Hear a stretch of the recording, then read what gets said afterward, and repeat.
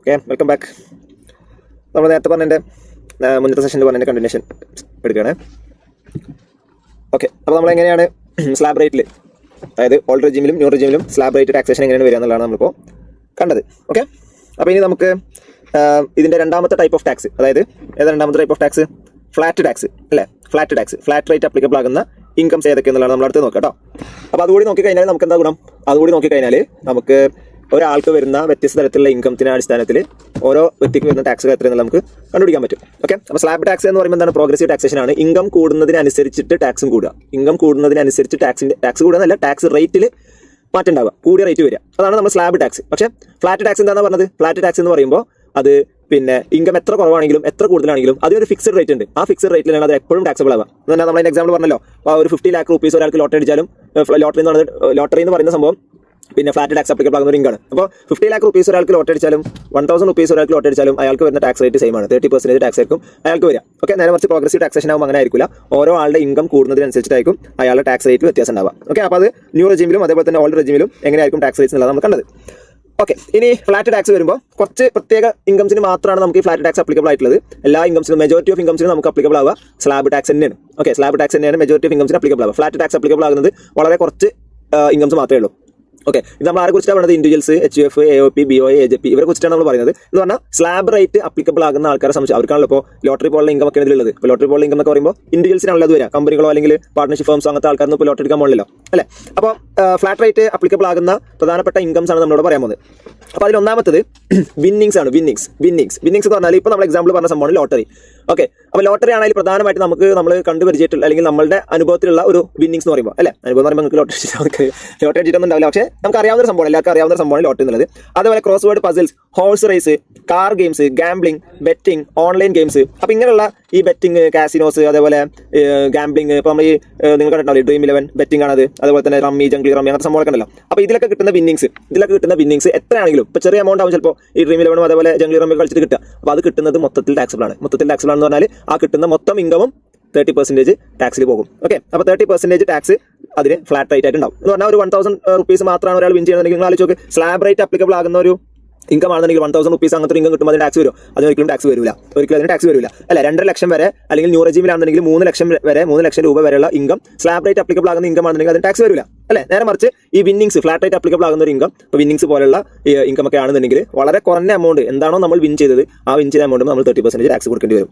Okay, അപ്പോൾ അതാണ് flat റേറ്റിന്റെ ഒരു അപകടം എന്ന് വേണമെങ്കിൽ പറയാം. ഓക്കെ, അപ്പോൾ അതാണ് ഒന്നാമത്തത്. ഈ ഫ്ലാറ്റ് റേറ്റ് അപ്ലിക്കബിൾ ആകുന്ന ഒന്നാമത്തെ ഇൻകം വിന്നിങ്സ് ആണ്. അതിന് 30% ഫ്ലാറ്റ് റേറ്റ് അപ്ലിക്കബിൾ ആയിരിക്കും. അപ്പോൾ ഒന്നുകൂടി എക്സാമ്പിൾ പറയാം. 50 lakh rupees ഒരാൾക്ക് ലോട്ടറി അടിച്ചാലും അതേപോലെ തന്നെ ഒരു 500 രൂപ അയാൾക്ക് ലോട്ടറി അടിക്കുക അല്ലെങ്കിൽ Dream 11 ജംഗ്ലി റമ്മിയോ ഒക്കെ ആയിട്ട് കിട്ടുകയാണെങ്കിലും, ജംഗ്ലി റമ്മി ഏത് റമ്മിയാണെങ്കിലും ഓക്കെ, പരസ്യം കണ്ട് ജംഗ്ലി റമ്മി വായിൽ വരുന്നത്. ഓക്കെ, ജംഗ്ലി റമ്മി അജയ് ദേവ്ഗാനൊക്കെ അതായിട്ട് ഇറങ്ങിയിട്ടുണ്ട് അല്ലേ? അപ്പോൾ ഈ ഇങ്ങനത്തെ സെലിബ്രിറ്റീസ് ഒക്കെ ഈ പരിപാടിക്ക് കിട്ടുന്ന വളരെ പ്രശ്നം. ഓക്കെ, അപ്പോൾ 50 lakh rupees ആണെന്നുണ്ടെങ്കിലും അതിന് 30% എന്ന് പറഞ്ഞാൽ 15 ലക്ഷം രൂപ എന്താണ് അതിന് ഇൻകം ടാക്സ് കൊടുക്കണം അല്ലേ? 500 രൂപ എന്നുണ്ടെങ്കിലും അതിന് 30% എന്ന് പറയുമ്പോൾ എത്രയാണ് വരിക? 150 രൂപ ആദ്യമേ ടാക്സ് കൊടുക്കണം. നിങ്ങൾ ആലോചിച്ച് നോക്ക്, ഇത് ഫ്ലാറ്റ് റേറ്റ് അപ്ലിക്കബിൾ ആകുന്ന ഒരു ഇൻകാണെങ്കിലോ എന്താ 500 രൂപ?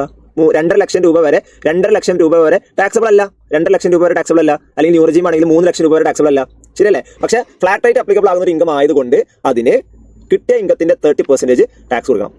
ക്ലിയർ അല്ലേ? ഓക്കെ, അപ്പോൾ നമ്മുടെ നാട്ടിലൊക്കെ ഇപ്പോൾ ഈ ലോട്ടറി അടിക്കുന്ന ആൾക്കാരുണ്ടാവല്ലോ. ഈ ലോട്ടറി അടിക്കുന്ന ആൾക്കാരെ പറയുമ്പോൾ പ്രത്യക്ഷത്തിൽ പറയുമ്പോൾ അവർക്ക് എന്താ 1 കോടി കിട്ടി, അല്ലെങ്കിൽ 2 കോടി കിട്ടി, 5 കോടി കിട്ടി, അങ്ങനെയൊക്കെയാണ് പറയാം. ഇപ്പോൾ അവിടെ അടുത്ത് കോഴിക്കോടൊക്കെ ഒരാൾക്ക് ലോട്ടറി അടിച്ചിട്ട് പിന്നെ പിറ്റേ ദിവസം മുതൽ ആൾ വീട്ടിലെന്തായി ഫുൾ ക്യൂ എന്താണ് ആൾക്കാർ കാണാൻ മേടിക്കാൻ വേണ്ടിയിട്ട്. ഒരാൾക്ക് ലോട്ടറി അടിച്ചെന്ന് പറയുമ്പോഴത്തേനും ആൾക്കാർ 1 കോടി കിട്ടിയല്ലോ, ഇനി വേണമെങ്കിൽ അവരുടെ കണക്കെടുക്കും. ഇയാൾക്ക് ഇത്ര കിട്ടി, ഇയാൾക്ക് ഇത്ര കൊടുത്ത്, മറ്റൊരു കടം കൊടുത്താൽ ഇനി ബാക്കി വേണ്ടി ഇത്ര പൈസ ഉണ്ടാവും. അപ്പോൾ ഇനി നമുക്ക് കടം മേടിക്കാൻ പോവാം എന്നൊക്കെ വിചാരിച്ചിട്ട് ആൾക്ക് പോവാം. പക്ഷേ ഈ പാവത്തിന് പൈസ മൊത്തം കിട്ടുമോ? ഈ 1 കോടി രൂപ കിട്ടിയ ആൾക്ക് ലോട്ടറി കിട്ടിയ ആൾക്ക് 30% ടാക്സ് ആയിട്ട് പോകും. 30%, 1 കോടിയിൽ 30% ടാക്സ് ഗവൺമെന്റ് കൊണ്ടുപോകും, ഇൻകം ടാക്സ് ഡിപ്പാർട്ട്മെന്റ് കൊണ്ടുപോകും. അതൊക്കെ കുറച്ചിട്ടേ പൈസ ബാക്കി കിട്ടുള്ളൂ. എന്നാൽ ലോട്ടറി അടിക്കുമ്പോൾ തന്നെ, ലോട്ടറി വിൻ ചെയ്യുമ്പോൾ തന്നെ അതിന്റെ 30% ടാക്സ് അവർ പിന്നെ പിടിച്ചു വെച്ചിട്ട് ബാക്കിയുള്ള എമൗണ്ട്, അപ്പോൾ 30 ലക്ഷം പോയില്ലേ, ബാക്കി എത്ര കിട്ടുക? 70 ലക്ഷം പോവുക, 70 ലക്ഷം കിട്ടുക. ഓക്കെ, അപ്പോൾ 70 ലക്ഷം ഇപ്പോൾ വേറെ വല്ല ഇതിന്റെ ഭാഗമായിട്ട് ഇൻകം ടാക്സിന്റെ ഭാഗമായിട്ട് ചെറിയ 2%, 3%, 4% ആരും ടാക്സുകളൊക്കെ ഉണ്ട്. അപ്പോൾ അതൊക്കെ കൂടി കൂട്ടുമ്പോൾ ഈ പറയുന്ന ഒരു 60%, 65% ഒക്കെ ഫലത്തിൽ ഇയാൾക്ക് കയ്യിൽ കിട്ടുള്ളൂ. ലോട്ടറി കിട്ടുന്ന ആളെ സംബന്ധിച്ചിടത്തോളം. ഓക്കെ, അപ്പോൾ അതാണ് അതിൻ്റെ അവസ്ഥ.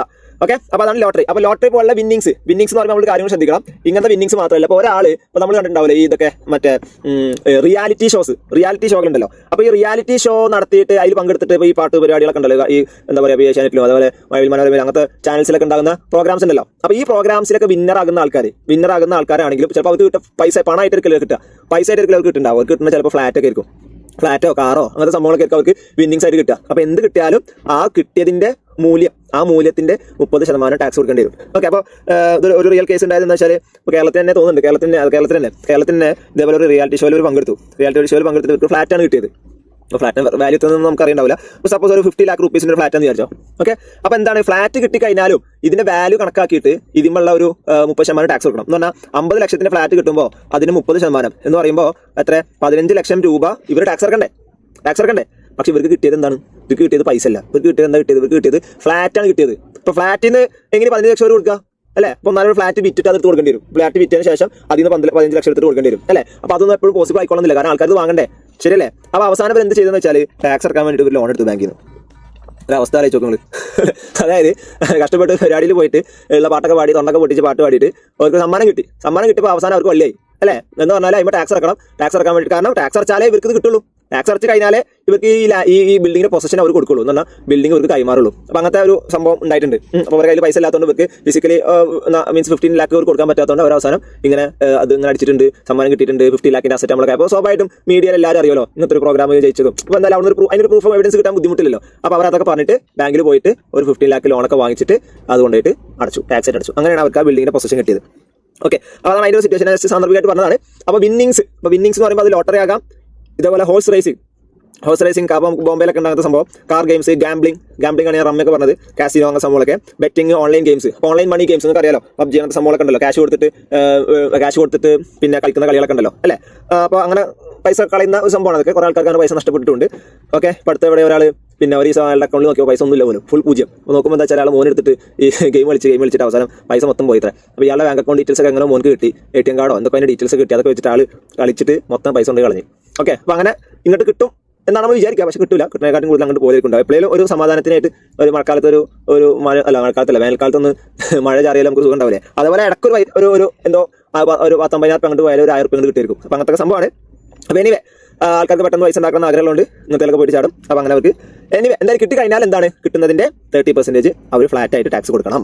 ഓക്കെ, അപ്പോൾ ഇവിടെ എന്തില്ല, ഇപ്പോൾ ഒരാൾക്ക് ഒരു 50 ലക്ഷം ലോട്ടറി അടിക്കുകയാണെന്നുണ്ടെങ്കിൽ ഈ 50 ലക്ഷത്തിന്റെ ആദ്യത്തെ 2 ലക്ഷത്തിന് 5%, പിന്നുള്ളതിന് 20%, ബാക്കിയുള്ളതിന് 30%, അങ്ങനെ ഒന്നുമില്ല. കാരണം ഇത് സ്ലാബ് റേറ്റ് അപ്ലിക്കബിൾ ആകുന്ന ഇൻകംസിനാണ് അങ്ങനെ ഉണ്ടാവുക അല്ലേ? അപ്പോൾ ഇത് ഫ്ലാറ്റ് റേറ്റ് അപ്ലിക്കബിൾ ആകുന്ന ഇൻകം ആയതുകൊണ്ട് എന്താണോ ഇൻകം, ആ ഇൻകത്തിന് എത്രയാണോ അപ്ലിക്കബിൾ റേറ്റ്, ആ അപ്ലിക്കബിൾ റേറ്റിൽ ടാക്സ് കൊടുക്കേണ്ടി വരും. അപ്പോൾ എന്താണ് apply the formula supply the answer, അതാണ് നമ്മുടെ സംഭവം. Apply the formula supply the answer എന്ന് പറഞ്ഞാൽ ഫോർമുല അത് നടപ്പിലാക്കുക, എന്നിട്ട് ആൻസർ കിട്ടും. അപ്പോൾ അത്രേ ഉള്ളൂ, അതാണ് സംഭവം. അപ്പോൾ അതാണ് ഒന്നാമത്തെ കാറ്റഗറി.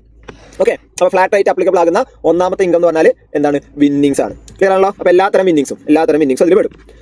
ഇനി രണ്ടാമത്തേത് പറഞ്ഞതിന് മുന്നേ ഒരു കാര്യം പറയാനുണ്ട്.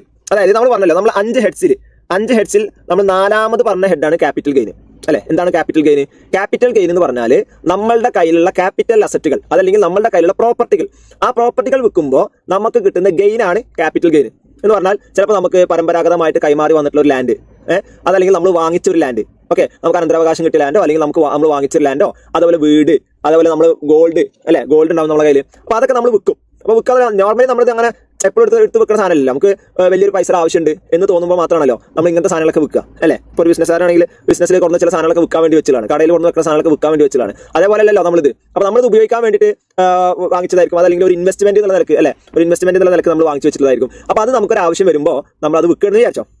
അപ്പോൾ അത് വിൽക്കുമ്പോൾ നമുക്ക് സ്വാഭാവികമായിട്ടും ഗെയിൻ ഉണ്ടാകാനാണ് സാധ്യത. കാരണം ലാൻഡൊക്കെ ആണെന്നുണ്ടെങ്കിൽ എന്തായാലും വാല്യൂല് അപ്രിസിയേഷൻ ഉണ്ടാകും.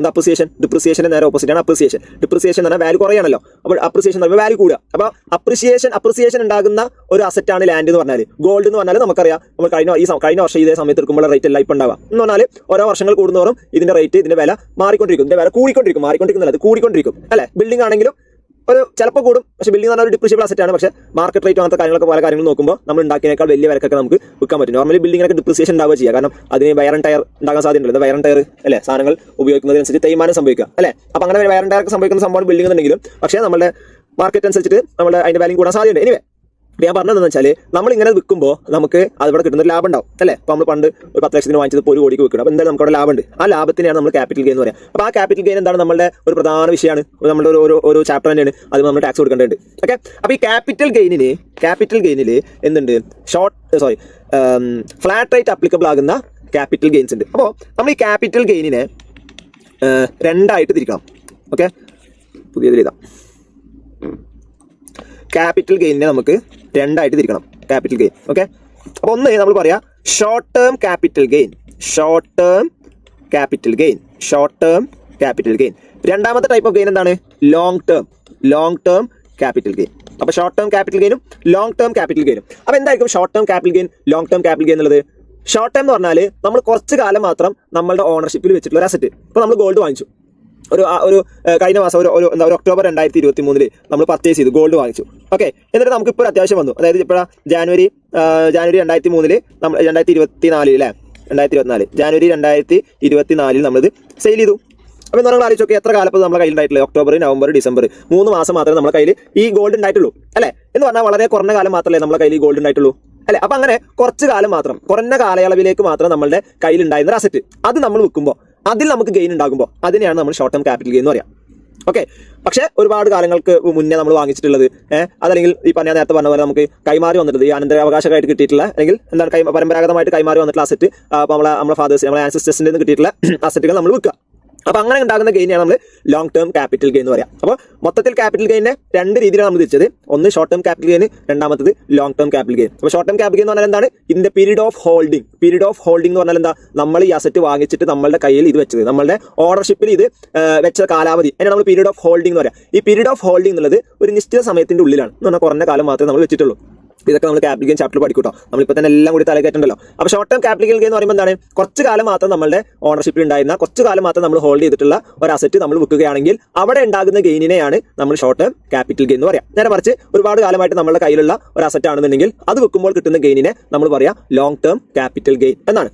ഓക്കെ, അപ്പോൾ ഈ ഷോർട്ട് ടേം ക്യാപിറ്റൽ ഗെയിനും ലോങ് ടേം ക്യാപിറ്റൽ ഗെയിനും അനുസരിച്ചിട്ട് ഇതിന്റെ റേറ്റിൽ മാറ്റങ്ങളുണ്ട്. ഓക്കെ, നമ്മൾ ചിലതിന് ഫ്ലാറ്റ് റേറ്റ് ഒക്കെ അപ്ലിക്കബിൾ ആയി വരുന്നുണ്ട്. അപ്പോൾ അതിൽ ഏതൊക്കെയാണ് ഫ്ലാറ്റ് റേറ്റ് അപ്ലിക്കബിൾ ആയിട്ട് വരിക എന്നുള്ളത് നമുക്ക് നോക്കാം കേട്ടോ. ഓക്കെ, അപ്പോൾ ഞാൻ നിങ്ങൾക്ക് ഒരു കാര്യം പറയാം ആദ്യം തന്നെ. അതായത് നമ്മൾ മൊത്തത്തിൽ ഈ ക്യാപിറ്റൽ ഗെയിൻ വരുന്ന അസറ്റുകളെ കുറിച്ച് പറയുകയാണെങ്കിൽ ഒന്നിപ്പോൾ നമുക്ക് ലാൻഡ്, ബിൽഡിങ്, പിന്നെ അതേപോലെ ഗോൾഡ്, അതേപോലെ നമ്മുടെ കയ്യിൽ ഈ പഴയ കളക്ഷൻസ് ഒക്കെ ഉണ്ടാവില്ല, ആർക്കിയോളജിക്കൽ കളക്ഷൻസ്, അല്ലെങ്കിൽ പഴയ പെയിന്റിങ്ങുകൾ, അല്ലെങ്കിൽ സ്കൾപ്ചേഴ്സ്, ഡ്രോയിങ്സ്, ഇങ്ങനത്തെ സംഭവങ്ങളൊക്കെ ഉണ്ടാവില്ലേ. അപ്പോൾ കുറേ സംഭവങ്ങളുണ്ട്. അപ്പോൾ ഇതൊക്കെ വിറ്റാൽ ഇതൊക്കെ നമ്മൾ പൈസ കൊടുത്ത് വലിയ പൈസ കൊടുത്ത് മേടിക്കൂലേ പെയിന്റിംഗ് ഒക്കെ, ഡ്രോയിങ്സ് ഒക്കെ, വലിയ പൈസ കൊടുത്ത് വാങ്ങിച്ചതൊക്കെ ഉണ്ടാവും. നമുക്കൊരു അത്യാവശ്യം പൈസ അത്യാവശ്യം വന്നപ്പോൾ നമ്മൾ വിറ്റതായിരിക്കും. അല്ലെങ്കിൽ നമുക്ക് ഇതിന് വേണ്ട പുതിയത് വാങ്ങാൻ പോകാൻ തോന്നുന്നത് നമുക്ക് വിൽക്കാൻ പറ്റും. ഓക്കെ, അപ്പോൾ ഇതാണ് ഒരു ടൈപ്പ് ഓഫ് അസറ്റുകൾ. നമ്മൾ ഇതിന് എന്താ പറയുക, ടാഞ്ചിബിൾ അസറ്റ് എന്നൊക്കെ നമ്മൾ നോർമലി പറയാറുണ്ട് അല്ലേ. ഇനി ക്യാപിറ്റൽ ഗെയിന് അപ്ലിക്കബിൾ ആകുന്ന മറ്റ് ചില സാധനങ്ങളുണ്ട്. എന്ന് പറഞ്ഞാൽ വിറ്റാല് നമുക്ക് ലാഭം ഉണ്ടാകും. നമ്മളൊരു പൈസക്ക് വാങ്ങും, എന്നിട്ട് പൈസ കൂടുമ്പോൾ ആ സാധനം വിൽക്കും. അങ്ങനത്തെ സാധനങ്ങളാണ് എന്ത്, ഷെയർസ്. അപ്പോൾ ഷെയർ മാർക്കറ്റിൽ കേട്ടിട്ടുണ്ടാവും, നിഫ്റ്റി, സെൻസെക്സ് എന്നൊക്കെ കേട്ടിട്ടുണ്ടാവും. എന്നാൽ Bombay stock exchange, national stock exchange, ഇങ്ങനെയൊക്കെ ഉണ്ടാവും. അപ്പോൾ വലിയ കമ്പനികൾ, ലിസ്റ്റഡ് കമ്പനികൾ നമ്മൾ പറയാം, ഈ അദാനി, അംബാനി, അതുപോലെ ടാറ്റ, ബിർല, ഇങ്ങനത്തെ വലിയ കമ്പനികൾ, അതായത് ഭയങ്കര കോടികൾ ടേൺ ഓവറുള്ള, കോടികൾ ക്യാപിറ്റലുള്ള കമ്പനികൾ ഉണ്ടാവും. അപ്പോൾ അവരൊക്കെ ലിസ്റ്റഡ് കമ്പനി ആവും. അപ്പോൾ ലിസ്റ്റഡ് കമ്പനി എന്താ സംഭവം എന്ന് വെച്ചാൽ ഷെയർ മാർക്കറ്റിൽ ലിസ്റ്റഡ് ആയിട്ടുള്ള കമ്പനികൾ, അതിനാണ് ലിസ്റ്റഡ് എന്ന് പറയുന്നത്. ഓക്കെ, അപ്പോൾ ഷെയർ മാർക്കറ്റിൽ ലിസ്റ്റഡ് ആയിട്ടുള്ള സംഭവങ്ങൾ എന്ന് പറഞ്ഞാൽ എന്താണെന്ന് വെച്ചാൽ നമ്മൾക്ക് വേണമെങ്കിൽ പോലും ഈ കമ്പനിയുടെ ഒക്കെ ഷെയർ വാങ്ങിക്കാൻ പറ്റും. ഇപ്പോൾ ടാറ്റന്റെ TCS എന്ന് പറഞ്ഞ ടാറ്റ കൺസൾട്ടൻസി സർവീസ്, ടാറ്റന്റെ ഒരു IT കമ്പനിയാണ്. ഈ IT കമ്പനിയിൽ നമുക്കൊരു ഷെയർ വാങ്ങണമെന്നുണ്ടെങ്കിൽ നമുക്ക് വാങ്ങാൻ പറ്റും. കാരണം എന്താണ്, TCS എന്ന് പറയുന്നത് ഒരു ലിസ്റ്റഡ് കമ്പനിയാണ്. എന്താ ലിസ്റ്റഡ് കമ്പനി എന്ന് പറഞ്ഞാൽ സ്റ്റോക്ക് എക്സ്ചേഞ്ച് ത്രൂ ട്രേഡ് ചെയ്യപ്പെടുന്ന കമ്പനികളെയാണ് നമ്മൾ ലിസ്റ്റഡ് കമ്പനി എന്ന് പറയാം. സ്റ്റോക്ക് എക്സ്ചേഞ്ച് ത്രൂ അവരുടെ ഷെയറുകൾ വിൽക്കുകയും വാങ്ങുകയും ചെയ്യാനുള്ള അവസരമുള്ള കമ്പനികളെ നമ്മൾ ലിസ്റ്റഡ് കമ്പനി എന്ന് പറയാം.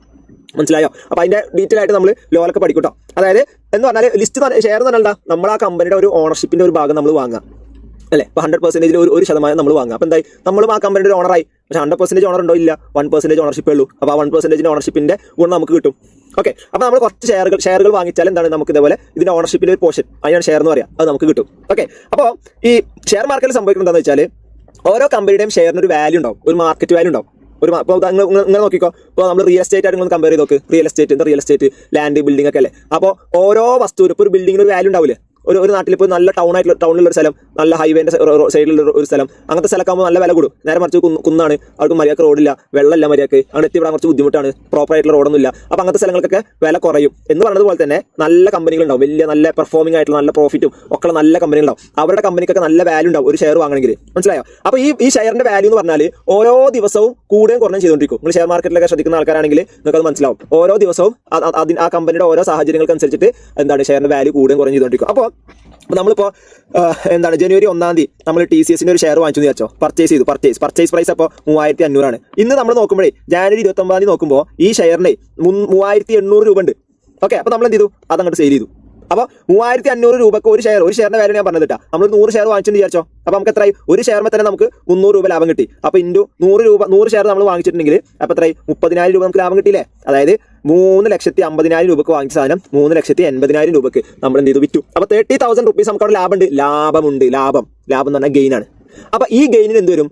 ഇൻകം ടാക്സ് വരും. ഈ ഗെയിനിന് ഇൻകം ടാക്സ് കൊടുക്കണം. മനസ്സിലായോ? ഓക്കെ, അപ്പോൾ അങ്ങനെയുള്ള ഷെയറുകൾ, ഇപ്പോൾ ഇനി കുറേ വേർഡ്സ് ഞാൻ പറയും. ഇപ്പോൾ ഷെയറുകൾ പോലെയുള്ള സംഭവങ്ങളാണ് അതൊക്കെ. ഷെയറുകൾ, മറ്റ് സെക്യൂരിറ്റീസ് എന്ന് പറഞ്ഞാൽ എന്താ?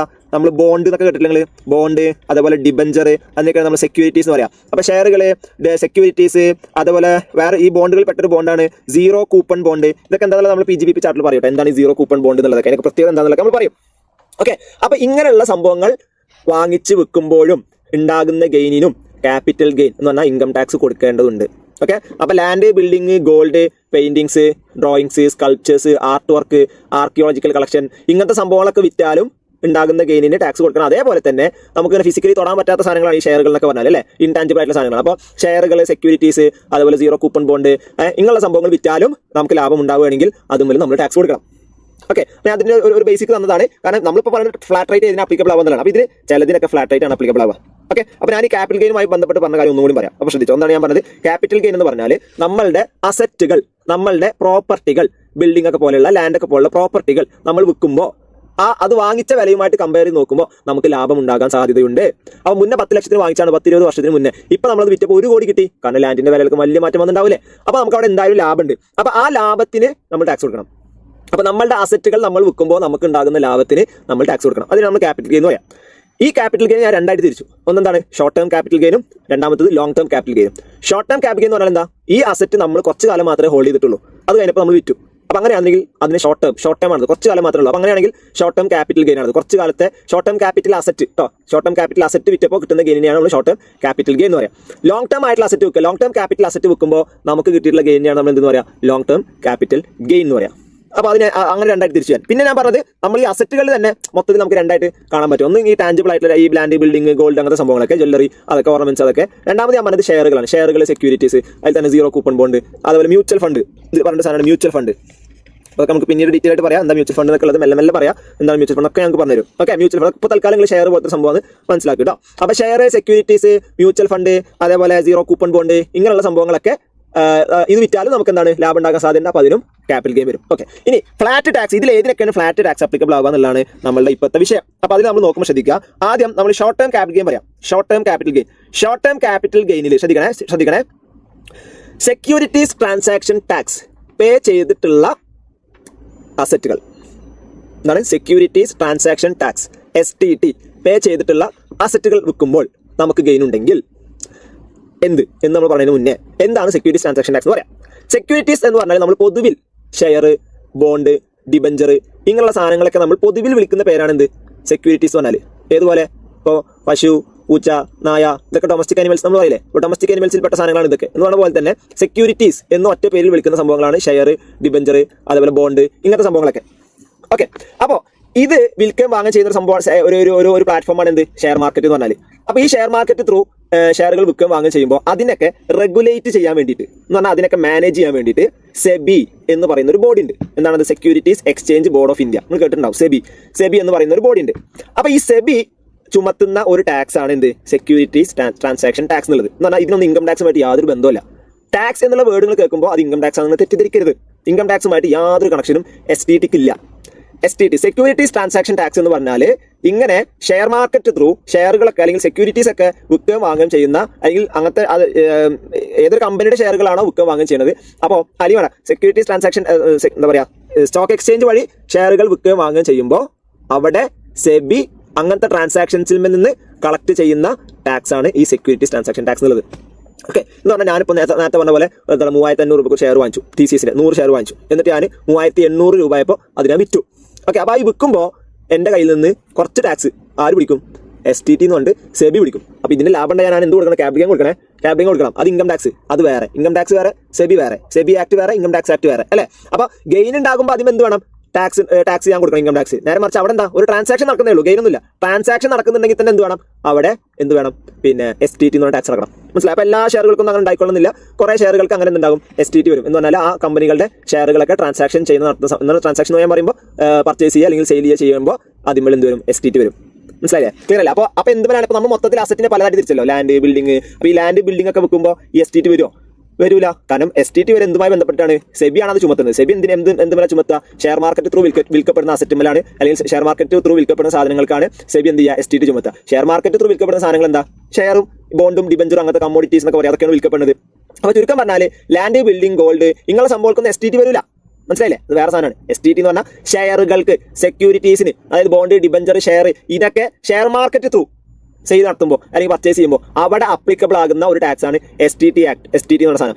STT എന്ന് പറഞ്ഞാൽ ആരാ ചുമത്തണേ? ഇൻകം ടാക്സ് ആണോ? അല്ല. ഇൻകം ടാക്സ് ഡിപ്പാർട്ട്മെന്റ് ആണോ? അല്ല. സെബിയാണ്. സെബി. അപ്പോൾ സെബി ആരാ? ഈ ഷെയർ മാർക്കറ്റിനൊക്കെ ഗവൺ ചെയ്യാൻ വേണ്ടിയിട്ട്, റെഗുലേറ്റ് ചെയ്യാൻ വേണ്ടിയിട്ട് ഉണ്ടാക്കിയിട്ടുള്ള ഒരു പ്രത്യേക ബോഡിയാണ് സെബി എന്ന് പറഞ്ഞാൽ. ഓക്കെ, അപ്പോൾ ശ്രദ്ധിക്കുക, നമുക്ക് ഷോർട്ട് ടേം ക്യാപിറ്റൽ ഗെയിൻ ഉണ്ടായി. ഷോർട്ട് ടേം ക്യാപിറ്റൽ ഗെയിൻ ഉണ്ടായത് നമ്മൾ എന്ത് അസറ്റ് വിറ്റപ്പോഴാണെന്ന് അറിയോ? ഒരു അസറ്റ് വിറ്റു. ആ അസറ്റ് വിറ്റപ്പോൾ നമുക്ക് STT പേ ചെയ്യേണ്ടി വന്നിട്ടുണ്ട്. അപ്പോൾ നമ്മളൊരു ഷെയർ മാർക്കറ്റ് ഇത്ര സാധനം വിറ്റു, അപ്പോഴാണ് നമുക്ക് STT പേ ചെയ്യേണ്ടി വരിക അല്ലേ? അപ്പോൾ അങ്ങനെ STT പേ ചെയ്തുകൊണ്ട് നമ്മൾ നടത്തിയിട്ടുള്ള ഒരു സെയിൽ, ആ സെയിലിൽ ഉണ്ടായിട്ടുള്ള ഗെയിൻ, അങ്ങനത്തെ ഗെയിൻ ആണെന്നുണ്ടെങ്കിൽ എന്ന് പറഞ്ഞാൽ എന്താ അർത്ഥം? എന്താ ഞാൻ പറഞ്ഞ പോലും പറയാം. ഷെയർ മാർക്കറ്റ് ത്രൂ ഞാനൊരു ഷെയർ വിറ്റു. ഓക്കെ, ആദ്യമേ ഞാൻ എന്ത് ചെയ്തു? STT പേ ചെയ്തു. ഓക്കെ, അപ്പോൾ ഞാൻ ഷെയർ വിറ്റ സമയത്ത് എനിക്കിപ്പോൾ ഒരു 1 ലക്ഷം രൂപയുടെ ഷെയറാണ് വിറ്റെന്ന് വിചാരിച്ചോ. 1 ലക്ഷം രൂപയുടെ ഷെയർ ഞാൻ വെക്കുമ്പോൾ അതിന് ഒരു ചെറിയ എമൗണ്ട് വരുള്ളൂ. ഒരു 100 വന്നു വിചാരിച്ചോ. 100 രൂപ നമുക്ക് STT പേ ചെയ്യേണ്ടി വന്നു. എന്ന് പറഞ്ഞാൽ നമ്മൾ ക്വസ്റ്റ്യൻ ഇങ്ങനെ പറയാം, എക്സാം പോയിന്റ് ഓഫ് വ്യൂ പറഞ്ഞിട്ടാ. ഇപ്പോൾ ക്വസ്റ്റ്യൻ ഇങ്ങനെ പറയുന്നത് വിചാരിച്ചോ, short term capital gain. Short term capital gain ഉണ്ടായി ഒരാൾക്ക്. ആ ഗെയിൻ ഉണ്ടായതിൽ ഇയാൾ STT പേ ചെയ്തിട്ടുണ്ട്. ഷോർട്ട് ടേം ക്യാപിറ്റൽ ഗെയിൻ ഉണ്ട്, അതിൽ ഇയാൾ STT പേ ചെയ്തിട്ടുണ്ട്. അപ്പോൾ അവിടെ നമ്മൾ എന്താ മനസ്സിലാക്കേണ്ടത്?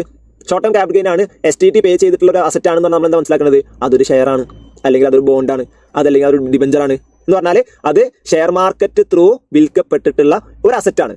ഓക്കെ, അപ്പോൾ STT പെയ്ഡ് ആണ് എന്ന് കാണുമ്പോൾ തന്നെ നമ്മൾ മനസ്സിലാക്കേണ്ടത് അതെന്താണ്? ഷെയർ മാർക്കറ്റ് ത്രൂ ഉള്ള സെയിലാണ്. എന്ന് പറഞ്ഞാൽ അത് ഷെയറോ ഡിബഞ്ചറോ ബോണ്ടോ എന്തെങ്കിലും ആയിരിക്കും. മനസ്സിലായില്ലേ? അപ്പോൾ അങ്ങനത്തെ വിൽപ്പനയിൽ, അങ്ങനത്തെ സെയിലിൽ നമുക്ക് ഉണ്ടാകുന്ന ഗെയിന്, ആ ഗെയിനിന് ഫ്ലാറ്റ് ആയിട്ട് 15% ആണ് ടാക്സ് വരിക. 15%. അപ്പോൾ സെക്ഷൻ 111A, ഈ സെക്ഷൻ നിങ്ങൾ ഓർത്ത് വെക്കണം. 111A, section 111A, 111A, section 111A എന്താണ്? ഷെയർ മാർക്കറ്റ് ത്രൂ ഷെയറുകൾ വിൽക്കുമ്പോൾ നമ്മൾ അടക്കുന്ന ടാക്സ് ആണ് STT. ഈ STT ടാക്സ് പേ ചെയ്തുകൊണ്ട് നമ്മളൊരു ഷെയർ വിറ്റു, അതിൽ നമുക്ക് ഗെയിൻ ഉണ്ടായി. അത് ഷോർട്ട് ടേമും ആണെങ്കിൽ, ഷോർട്ട് ടേമിനെ കുറിച്ചാണ് നമ്മൾ പറഞ്ഞത്, അത് ഷോർട്ട് ടേം ആണെന്നുണ്ടെങ്കിൽ നമുക്ക് സെക്ഷൻ 111A 111A പ്രകാരം 15% ഫ്ലാറ്റ് ടാക്സ് ആണ് വരിക. 15% ഫ്ലാറ്റ് ടാക്സ് എന്ന് പറഞ്ഞാലേ ശ്രദ്ധിക്കുക. ഞാൻ എന്ത് ചെയ്യണേ? 2023 ഡിസംബർ 20 ഞാനൊരു ഷെയർ വാങ്ങിച്ചു. ഓക്കെ, ഷെയർ വാങ്ങിച്ചു. അപ്പോൾ പർച്ചേസ് പ്രൈസ് മൊത്തം ഞാൻ വാങ്ങിച്ചത് 1 ലക്ഷം രൂപയുടെ ഷെയറാണ് വാങ്ങിച്ചതെന്ന് വിചാരിച്ചോ. ഓക്കെ, 2024 ജനുവരി 2029 ഞാൻ എന്ത് ചെയ്തു? ഈ ഷെയർ അങ്ങോട്ട് വിറ്റു. എത്ര രൂപക്ക് വിറ്റു? ഞാൻ 1,25,000 രൂപക്കാണ് വിറ്റ്. 1,30,000 രൂപക്കാണ് വിറ്റ്. എന്ന് പറഞ്ഞാൽ ഇതിന് എത്ര രൂപ എനിക്ക് ലാഭം ഉണ്ടായി? 30,000 രൂപ ലാഭം ഉണ്ടായി. ഗെയിനാണ്. അപ്പോൾ പർച്ചേസ് പ്രൈസ് 1 ലക്ഷം, സെല്ലിംഗ് പ്രൈസ് 1,30,000 ആകുമ്പോൾ 30,000 രൂപയുടെ ഗെയിൻ ഉണ്ട് അവിടെ. ശരിയല്ലേ? ഇത് ഒരു STT പെയ്ഡ് ട്രാൻസാക്ഷൻ ആണ്. എന്ന് പറഞ്ഞാൽ ഇതെന്താണ്? ഷെയർ മാർക്കറ്റ് ത്രൂ സെയിൽ ചെയ്തിട്ടാണ്. അങ്ങനെയാണെങ്കിൽ ഈ ഗെയിനുമേൽ വരുന്ന ടാക്സ് എന്ന് പറഞ്ഞാൽ എത്രയാണ്? 15% ഫ്ലാറ്റ് റേറ്റ് എന്ന് പറഞ്ഞാൽ എത്ര? 4,500 രൂപ ഇതിന് ടാക്സ് കൊടുക്കേണ്ടി വരും. ഓക്കെ, അപ്പോൾ ഇതിന് സ്ലാബ് റേറ്റ് അപ്ലിക്കബിൾ ആകൂല. ഓക്കെ, ഇപ്പോൾ 4 ലക്ഷം എന്ന് വിചാരിച്ചോ. അപ്പോൾ 4 ലക്ഷത്തിന് അപ് ടു 2.5 ലാക്ക് 5% അല്ല, 4 ലക്ഷത്തിനും 15% ടാക്സ് ഫ്ലാറ്റ് ആയിട്ട് വരും. മനസ്സിലായോ? അപ്പോൾ ഷോർട്ട് ടേം ക്യാപിറ്റൽ ഗെയിനിൽ STT പെയ്ഡ് ഗെയിൻ ആണെങ്കിൽ, വിച്ച് മീൻസ് സെയിൽ ചെയ്യപ്പെട്ടിട്ടുള്ള സാധനം ഷെയറുകൾ ത്രൂ സ്റ്റോക്ക് മാർക്കറ്റ് ആണെങ്കിൽ, ഷെയർ മാർക്കറ്റ്, സ്റ്റോക്ക് എക്സ്ചേഞ്ച് എന്നൊക്കെ പറയും. ഒക്കെ സെയിം ആണ് കേട്ടോ. സ്റ്റോക്ക് എക്സ്ചേഞ്ച്, ഷെയർ മാർക്കറ്റ്, അല്ലെങ്കിൽ ഷെയർ എന്താ പറയുക, സ്റ്റോക്ക് മാർക്കറ്റ് ഒക്കെ പറയും. ഒക്കെ സെയിം ആണ്. ഓക്കെ, സ്റ്റോക്ക് എക്സ്ചേഞ്ച് ഒക്കെ പറയും. ഒക്കെ സെയിം ആണ് കേട്ടോ. അപ്പോൾ ഷെയർ മാർക്കറ്റ് ത്രൂ ഒരു ഷെയർ വിറ്റപ്പോൾ ഉണ്ടായിട്ടുള്ള ഗെയിന് എന്താണ് അതിന്റെ പ്രത്യേകത? അവിടെ STT പേ ചെയ്തിട്ടുണ്ട്. അങ്ങനെ STT പേ ചെയ്തിട്ടുള്ള സെയിൽ ആണെന്നുണ്ടെങ്കിൽ അതും ഉണ്ടായിട്ടുള്ള ഗെയിന് ഷോർട്ട് ടേം കൂടി ആണെങ്കിൽ അവിടെ ഫിക്സ്ഡ് ആയിട്ട് 15% ഫ്ലാറ്റ് റേറ്റ് ടാക്സ് വരും. ക്ലിയർ ആണോ? Okay, yes. ഓക്കെ, ഇനി ശ്രദ്ധിക്കുക. ഇതല്ലാത്ത gain, any other short term capital gain. എന്താ ഇനി other short term capital gain? അപ്പോൾ ഇതെന്തായിരിക്കും? ഇത് ഷെയറുകളൊക്കെയാണ്. ഷെയറുകൾ, ബോണ്ടുകൾ, ഡിബഞ്ചേഴ്സ് ഇതൊക്കെയാണ് ഇതിൽ വരിക അല്ലേ. എവിടെ ട്രേഡഡ് ത്രൂ സ്റ്റോക്ക് എക്സ്ചേഞ്ച്. ശരിയല്ലേ okay. Stock exchange through share വിൽക്കപ്പെടുമ്പോഴാണ് അല്ലെങ്കിൽ അപ്പോഴാണ് എന്ത് വരിക STT വരിക അല്ലേ. അപ്പോൾ share, bond, debenture, traded through stock exchange ഇതിനാണ് ഈ ഫ്ലാറ്റ് റേറ്റ് അപ്ലിക്കബിൾ ആവുന്നത്. പക്ഷേ ബാക്കിയുള്ളത് പറയുമ്പോൾ എന്താ, നമ്മൾ സാധാരണ ലാൻഡ് വിറ്റു, ബിൽഡിംഗ് വിറ്റു, ഓക്കെ, ഗോൾഡ് വിറ്റു, ഞാൻ നേരത്തെ പറഞ്ഞ പെയിന്റിങ്സ് വിറ്റു. ഓക്കെ, അപ്പോൾ ഇതൊക്കെ നമ്മൾ വിറ്റു. കുറച്ച് കാലം നമ്മൾ വിറ്റു. നമ്മൾ കുറച്ച് ഗോൾഡ് വാങ്ങിച്ചു, അപ്പോൾ തന്നെ അത് വിറ്റു. ഒരു 4-5 മാസം കഴിഞ്ഞപ്പോൾ നമ്മളത് വിറ്റു. അല്ലെങ്കിൽ നമ്മൾ താമസിക്കാനൊക്കെ വേണ്ടി ഒരു വീട് വാങ്ങിച്ചു, പക്ഷെ നമുക്ക് ആ വീട് ഇഷ്ടമായില്ല, അപ്പോൾ നമ്മളത് വിറ്റിട്ട് വേറെ വീട് വാങ്ങാൻ പോകണം. ഓക്കെ, അപ്പോൾ അതെന്താ കുറച്ച് കാലം, ഒരു 6 മാസമൊക്കെ നമ്മൾ ആ വീട്ടിൽ താമസിച്ചു, അത് കഴിഞ്ഞപ്പോൾ തന്നെ നമ്മൾ വിറ്റു. അപ്പോൾ എന്താണ് അത് ഷോർട്ട് ടേം ക്യാപിറ്റൽ ഗെയിൻ ആണ്. അപ്പോൾ ബാക്കിയുള്ള type of short term capital gain ഒന്നും എന്ത് അപ്ലിക്കബിൾ ആകില്ല, ഫ്ലാറ്റ് റേറ്റ് അപ്ലിക്കബിൾ ആവില്ല. അത് സാധാ സ്ലാബ് റേറ്റ് തന്നെ. എന്ന് പറഞ്ഞാൽ നമ്മളിപ്പോൾ ഒരു ലാൻഡ് വിറ്റിട്ട് നമുക്ക് 30 ലക്ഷം രൂപ ഇൻകം ഉണ്ടായി വിചാരിച്ചോ, വേറെ ഒരു ഇൻകം എല്ലാം അസ്യൂം ചെയ്യാം. ഈ 30 ലക്ഷം നമുക്ക് വേറെ ജോലിയും കാര്യങ്ങളൊന്നുമില്ല, വെറുതെ വീട്ടിൽ കുത്തിരിക്കുകയാണ്. ഈ ലാൻഡ് നമ്മൾ വിറ്റു, ഈ ലാൻഡ് നമ്മൾ വിറ്റപ്പോൾ 30 ലക്ഷം രൂപ കിട്ടി. ഓക്കെ, അപ്പോൾ അത് ഷോർട്ട് ടേം ക്യാപിറ്റൽ ഗെയിൻ ആണ്. ഷോർട്ട് ടൈം 6 മാസമായിട്ടുള്ള ഷോർട്ട് ടൈം ക്യാപിറ്റൽ ഗെയിൻ ആണ്. നമ്മുടെ STT പേ ചെയ്തിട്ടുണ്ടോ? STT പേ ചെയ്തിട്ടില്ല, കാരണം ഇത് ലാൻഡാണ്, ഷെയർ മാർക്കറ്റ് ത്രൂ ഉള്ള സെയിലല്ല. അപ്പോൾ STT പേ ചെയ്തിട്ടില്ല. അങ്ങനെയാണെങ്കിൽ ഫ്ലാറ്റ് റേറ്റ് അപ്ലിക്കബിൾ ആവില്ല. സ്ലാബ് സാധാ പോലെ ടാക്സ് വരുള്ളൂ. എന്താണ് ഈ 30 ലക്ഷത്തിന് എങ്ങനെ ടാക്സ് വരിക? അപ് ടു 2.5 ലാക്ക് 0, പിന്നെ 5 ലാക്ക് വരെ 5%, പിന്നെ 10%, ബാക്കിയുള്ള 30%, സാധാ പോലെ വരിക, സാധാ പോലെ. ഓക്കെ, എന്ന് പറഞ്ഞാൽ അതിന് ഫ്ലാറ്റ് റേറ്റ് അപ്ലിക്കബിൾ ഇല്ല, സ്ലാബ് റേറ്റ് ആണ് അപ്ലിക്കബിൾ ആവുക. മനസ്സിലായോ? അപ്പോൾ capital gain short term capital gain ആണ്. എന്ത് വിറ്റിട്ടാണ് ഗെയിൻ ഉണ്ടായത്? ഷെയറുകൾ വിറ്റിട്ടാണ് ഗെയിൻ ഉണ്ടായത്, അല്ലെങ്കിൽ സെക്യൂരിറ്റീസ് വിറ്റിട്ടാണ് ഗെയിൻ ഉണ്ടായത്, അല്ലെങ്കിൽ ബോണ്ടുകൾ വിറ്റിട്ടാണ് ഗെയിൻ ഉണ്ടായത്. ഓക്കെ, അതെങ്ങനെ വിറ്റത്? ഷെയർ മാർക്കറ്റ് ആണ് വിറ്റത്. STT പേ ചെയ്തിട്ടുണ്ടോ? STT പേ ചെയ്തിട്ടുണ്ട്. അങ്ങനെയാണെങ്കിൽ അവിടെ ഉണ്ടായിട്ടുള്ള ഗെയിനുമേ 15% ഫ്ലാറ്റ് റേറ്റ് ആണ് ടാക്സ് വരിക. ഓക്കെ, നേരെ മറിച്ച് മറ്റുള്ള അസറ്റുകൾ വിറ്റിട്ടാണ് നമുക്ക് ഷോർട്ട് ടേം ക്യാപിറ്റൽ ഗെയിൻ ഉണ്ടായിരുന്നെങ്കിൽ അവിടെ ഫ്ലാറ്റ് റേറ്റ് അപ്ലിക്കബിൾ ആയിരിക്കില്ല, സ്ലാബ് റേറ്റ്, സാധാരണ സ്ലാബ് റേറ്റ് ആണ് അപ്ലിക്കബിൾ ആവുക. ക്ലിയർ അല്ലേ? ഓക്കെ, അപ്പോൾ അതാണ് ഒന്നാമത്തെ അല്ലെങ്കിൽ രണ്ടാമത്തെ ക്യാപിറ്റൽ ഫ്ലാറ്റ് റേറ്റ് കേട്ടോ. രണ്ടാമത്തെ അവിടെ 3 ആണ് എഴുതിയിട്ടുള്ളത്. അത് ഇതൊന്ന്, ഇത് 2 ആണ് കേട്ടോ, ശരിക്കും 2 ആണ്.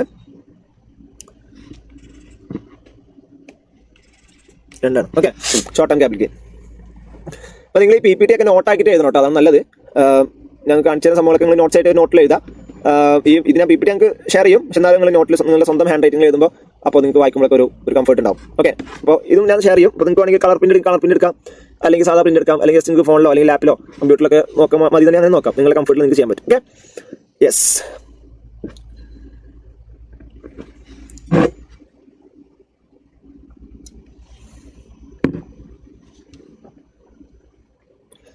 ഓക്കെ, ഇതാണ് രണ്ടാമത്തെ. ഇനി മൂന്നാമത്തത് ക്യാപിറ്റൽ ഗെയിനിൽ തന്നെ ലോങ് ടേം ക്യാപിറ്റൽ ഗെയിൻ ആണെങ്കിൽ എന്താ long term capital gain? Long term capital gain എന്ന് പറഞ്ഞാൽ നമ്മൾ ഒരുപാട് കാലം നമ്മളൊരു അസറ്റ് ഹോൾഡ് ചെയ്ത് വെച്ചു, ഒരുപാട് കാലം. ഓക്കെ, എന്നിട്ടാണ് നമ്മൾ വിറ്റത്. അപ്പോൾ നമ്മൾ 20 വർഷം മുന്നേ വാങ്ങിച്ച സെറ്റ്, അല്ലെങ്കിൽ 10 വർഷം മുന്നേ വാങ്ങിച്ച സെറ്റ്, ഈവൻ 5 വർഷം മുന്നേ വാങ്ങിച്ച സെറ്റ് ആണെങ്കിൽ അതിന് ലോങ് ടേം ആയിട്ടാണ് പറയാം. ഓക്കെ, അപ്പോൾ 5 വർഷം മുന്നേ വാങ്ങിച്ച സെറ്റ്, അല്ലെങ്കിൽ 10, 20, 30 അല്ലെങ്കിൽ 40, നമ്മൾ ജനിക്കുന്നതിന് മുന്നേ നമ്മളെ ഫാദറോ അങ്ങനെ ആരെങ്കിലും വാങ്ങിച്ച സെറ്റ് ഇപ്പോൾ നമ്മുടെ പേരിലുള്ളത്, അങ്ങനത്തെ അസറ്റുകളൊക്കെ നമ്മൾ വിറ്റു. അങ്ങനത്തെ അസറ്റുകൾ നമ്മൾ വെക്കുമ്പോൾ നമുക്ക് ഉണ്ടാകുന്ന ഗെയിനാണ് long term capital gain. Long term capital gain. Okay, അപ്പോൾ ഈ ലോങ് ടേം ക്യാപിറ്റൽ ഗെയിനെയും ഞാൻ 3 രീതിയിൽ തിരിക്കാൻ പോവാണ്. 3 രീതിയിൽ. ഓക്കെ, ശ്രദ്ധിക്കട്ടോ. അപ്പോൾ നേരത്തെ നമ്മൾ ഷോർട്ട് ടേം ക്യാപിറ്റൽ ഗെയിൻ 2ആയിട്ടാണ് തിരിച്ചത്. ഒന്ന് STT പേ ചെയ്തത്, അതായത് ഷെയർ മാർക്കറ്റ് ത്രൂ നടക്കുന്ന ഷെയർ സെയിൽ. അതിൽ തന്നെ എല്ലാത്തിനും STT പേ ചെയ്തോളുന്നില്ല. STT പേ ചെയ്തിട്ടുണ്ടെങ്കിൽ ഞാൻ പറയുന്നത് ഷെയർ മാർക്കറ്റ് ത്രൂ നടക്കുന്ന സെയിലിൽ, എല്ലാ സെയിലും STT ഉണ്ടായിക്കൊള്ളുന്നില്ല. സെബി ആരോടാണോ STT ഇറക്കാൻ പറയുന്നത് അവർ മാത്രമേ ഇറക്കേണ്ട ആവശ്യമുള്ളൂ. അപ്പോൾ അങ്ങനെ STT പേ ചെയ്തിട്ടുള്ള ഷെയറുകൾ ആണെന്നുണ്ടെങ്കിൽ അതിന്റെ ഗെയിനാണ് 15% ഫ്ലാറ്റ് റേറ്റ് അപ്ലിക്കബിൾ ആവുക ഷോർട്ട് ടേം ആകുമ്പോൾ.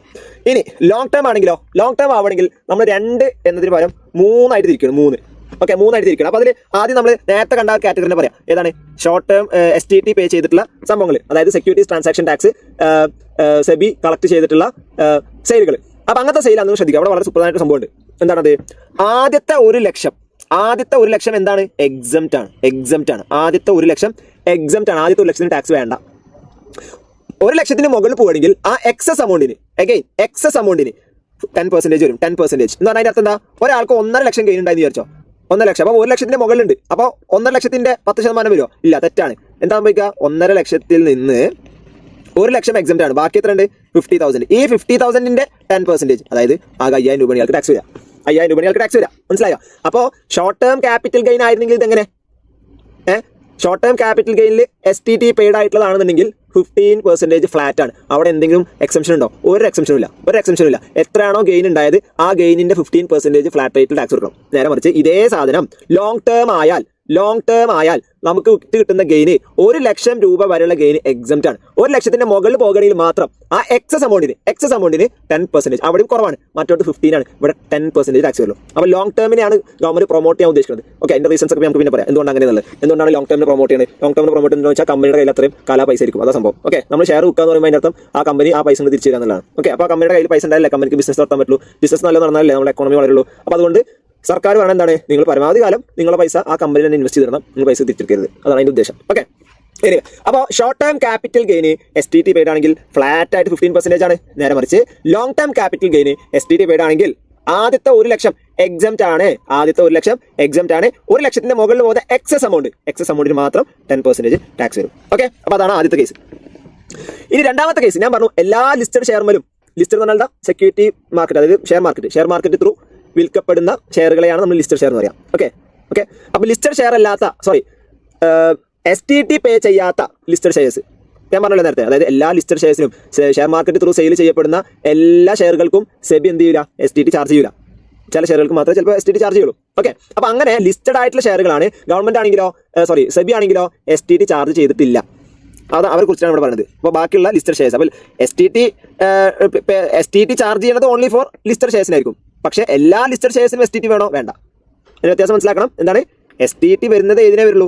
ലിസ്റ്റഡ് ഷെയർസിനെ വരുള്ളൂ. പക്ഷേ എല്ലാ ലിസ്റ്റഡ് ഷെയറുകൾക്കും STT വരുമെന്ന് വെച്ചാൽ വരില്ല. ക്ലിയർ അല്ലേ? Okay, yes. അപ്പോൾ അങ്ങനെ STT പേ ചെയ്യാത്ത മറ്റുള്ള ലിസ്റ്റഡ് ഷെയർസ്, അതേപോലെ ലിസ്റ്റഡ് ആയിട്ടുള്ള മറ്റ് സെക്യൂരിറ്റീസ് എന്ന് പറയുമ്പോൾ ഷെയറുകൾ മാത്രമല്ല നമ്മൾ സെക്യൂരിറ്റി എന്ന് പറയുന്നത്, ബോണ്ട്, ഡിബഞ്ചർ, അതിനൊക്കെ നമ്മൾ സെക്യൂരിറ്റി എന്ന് പറയും. അപ്പോൾ അങ്ങനെ ലിസ്റ്റഡ് ആയിട്ടുള്ള securities, units of equity fund, ഇതിനാണ് നമ്മൾ മ്യൂച്വൽ ഫണ്ട് എന്ന് പറഞ്ഞത് കേട്ടോ. ഇതൊക്കെ നമ്മൾ പിന്നീട് ഡീറ്റെയിൽ ആയിട്ട് പറയാം ഇതൊക്കെ എന്താ സംഭവം എന്നുള്ളത്. ഇപ്പോൾ ജസ്റ്റ് നിങ്ങളിങ്ങനെ ഓർത്ത് വെക്കുക ഈ പേരുകൾ: listed share, listed security, units of equity fund, zero coupon bond. Okay, ഈ പറയുന്ന സാധനം. അപ്പോൾ ഇതൊക്കെ വിറ്റത്. പക്ഷേ ശ്രദ്ധിക്കാവുന്നൂടി, ആദ്യം നമ്മൾ പറഞ്ഞാൽ എന്താ, നമ്മൾ STT പേ ചെയ്തിട്ട് ഷെയറുകൾ വിറ്റു അല്ലെങ്കിൽ സെക്യൂരിറ്റീസ് വിറ്റു. അപ്പോൾ നമുക്ക് കിട്ടിയിട്ടുള്ള ഗെയിന് 1 lakh വരെ എക്സംപ്റ്റ് ആണ്, അതിന് മുകളിൽ പോയാൽ ടാക്സബിൾ ആണ്, പക്ഷേ 10% ആണ് ടാക്സ് വരിക. ഇവിടെ നമ്മൾ പറയാൻ പോകുന്നത് എന്താ, ബാക്കിയുള്ള ലിസ്റ്റഡ് ഷെയർസ്, അതുപോലെ ലിസ്റ്റഡ് സെക്യൂരിറ്റീസ്, മ്യൂച്വൽ ഫണ്ട്, അതായത് യൂണിറ്റ്സ് ഓഫ് ഇക്വിറ്റി ഫണ്ട്, അതേപോലെ സീറോ കൂപ്പൺ ബോണ്ട്, ഇതൊക്കെയാണ് നമ്മൾ സെയിൽ ചെയ്യണമെങ്കിൽ അവിടെ നമുക്ക് ഗെയിൻ ഉണ്ടായാലേ ശ്രദ്ധിക്കുക, നമുക്ക് 2 റേറ്റ് ഉണ്ട്. ഒന്നാമത് നമുക്ക് 10%ലാണ് റേറ്റ് വരിക, അതല്ലെങ്കിൽ 20%ലാണ് റേറ്റ് വരിക. എപ്പോഴാണ് 10% എന്ന് പറഞ്ഞാൽ ഈ ക്യാപിറ്റൽ ഗെയിൻ പറയുന്ന സമയത്ത് നമുക്കൊരു ബെനിഫിറ്റ് കിട്ടും, ഇൻഡെക്സേഷൻ എന്ന് പറഞ്ഞൊരു ബെനിഫിറ്റ്. എന്താ ബെനിഫിറ്റ് എന്ന് നമുക്ക് പിന്നീട് പഠിക്കാം. ഇൻഡെക്സേഷൻ, അതായത് ക്യാപിറ്റൽ ഗെയിൻ കമ്പ്യൂട്ട് ചെയ്യുന്ന സമയത്ത് അസസിക്ക് കുറച്ചും കൂടി ടാക്സ് കുറച്ച് കൊടുക്കാനുള്ള ഒരു പരിപാടിയാണ് ഇൻഡെക്സേഷൻ എന്ന് പറഞ്ഞാൽ ഇത് ആർക്ക് ഫേവറബിൾ ആണ്? അസസിക്ക് ഫേവറബിൾ ആണ്. ഇൻഡെക്സേഷൻ കിട്ടുക എന്നുള്ളത് അസസിക്ക് ലാഭമാണ് എന്ന് പറഞ്ഞാൽ അയാൾ ടാക്സ് കുറയാൻ സാധ്യതയുണ്ട്. ഓക്കെ, അപ്പോൾ ഇൻഡെക്സേഷൻ എന്ന് പറയുന്ന ബെനിഫിറ്റ് എടുക്കണം എന്ന് തീരുമാനിക്കുകയാണെങ്കിൽ, ഇൻഡെക്സേഷൻ ബെനിഫിറ്റ് വേണം എന്ന് തീരുമാനിക്കുകയാണെങ്കിൽ നമ്മൾ എന്ത് ചെയ്യേണ്ടി വരും? കൂടുതൽ റേറ്റ് ടാക്സ് കൊടുക്കേണ്ടി വരും. മനസ്സിലായോ? അതായത് ഇൻഡെക്സേഷൻ കിട്ടിക്കഴിഞ്ഞാൽ എന്താ സംഭവിച്ചാൽ നമ്മളുടെ ഗെയിനിന്റെ എമൗണ്ട് കുറയും. ഇൻഡെക്സേഷൻ ബെനിഫിറ്റ് നമ്മൾ എടുത്താൽ നമ്മളുടെ ഗെയിനിന്റെ എമൗണ്ട് കുറയും. പക്ഷേ അങ്ങനെ ഗെയിനിന്റെ എമൗണ്ട് നമ്മൾ കുറയ്ക്കുകയാണെങ്കിൽ നമ്മൾ കൂടിയ റേറ്റിൽ ടാക്സ് ചെയ്യണം. അതിലേക്ക് നമ്മൾ എന്ത് ചെയ്യണം? ഈ ബെനിഫിറ്റ് നമുക്ക് വേണ്ടാന്ന് നോക്കണം. ഈ ബെനിഫിറ്റ് വേണ്ടാന്ന് നോക്കുകയാണെങ്കിൽ നമ്മുടെ ഗെയിനിന്റെ എമൗണ്ട് കൂടുതലായിരിക്കും, പക്ഷേ അതിന് ടാക്സ് റേറ്റ് കുറവായിരിക്കും, 10%. ഉദാഹരണം പറയാം. ഇപ്പോൾ നമ്മളെ ശ്രദ്ധിക്കട്ടോ, നമ്മളിപ്പോൾ ഒരു സാധനം സെയിൽ ചെയ്തു, 1 കോടിക്ക് എത്ര 7 പൂജ്യം. അപ്പോൾ നമ്മളിപ്പോൾ ഇൻഡെക്സേഷൻ ബെനിഫിറ്റ് എടുത്തു എന്ന് വിചാരിച്ചോ. ഇൻഡെക്സേഷൻ ബെനിഫിറ്റ് എടുത്തു കഴിഞ്ഞാൽ നമ്മൾ ഇതിൽ നിന്ന് പർച്ചേസ് ചെയ്ത പ്രൈസ് ചിലപ്പോൾ ശരിക്കും ആക്ച്വലി നമ്മൾ 10 ലക്ഷം രൂപയ്ക്ക് വാങ്ങിച്ചതാണ് ആക്ച്വലി. അപ്പോൾ ഇൻഡെക്സേഷൻ ബെനിഫിറ്റ് എടുത്തു കഴിഞ്ഞാൽ ചിലപ്പോൾ നമ്മുടെ ഈ പർച്ചേസ് ചെയ്ത പ്രൈസ് ചിലപ്പോൾ ഒരു 35 ലക്ഷം ആവും. ആക്ച്വലി എത്ര ലക്ഷത്തിന് വാങ്ങിച്ച്? 10 ലക്ഷത്തിന് വാങ്ങിച്ച്. പക്ഷേ ഇൻഡെക്സേഷനുള്ള ബെനിഫിറ്റ് കിട്ടിയപ്പോൾ നമുക്ക് എന്തായി? നമ്മളെ പർച്ചേസ് പ്രൈസ് 35 ആയിട്ട് കൂടി എന്ന് പറഞ്ഞാൽ അവിടെ നമുക്ക് 65 ലക്ഷം ഗെയിൻ ഉള്ളൂ. ഇനിയിപ്പോൾ ഇൻഡെക്സേഷൻ എടുക്കണില്ല വിചാരിച്ചോ. അപ്പോൾ സെല്ലിംഗ് പ്രൈസ് ഞാൻ താഴെ സെല്ലിംഗ് പ്രൈസ് എത്ര? 1 കോടി. അപ്പോൾ നോ ഇൻഡെക്സേഷൻ ആകുമ്പോൾ ആക്ച്വലി എന്താ സെയിൽ പ്രൈസ് അല്ല പർച്ചേസ് പ്രൈസ് 10 ലക്ഷം. അപ്പോൾ ആ 10 ലക്ഷം തന്നെ നമുക്ക് ഓർക്കാൻ പറ്റുള്ളൂ.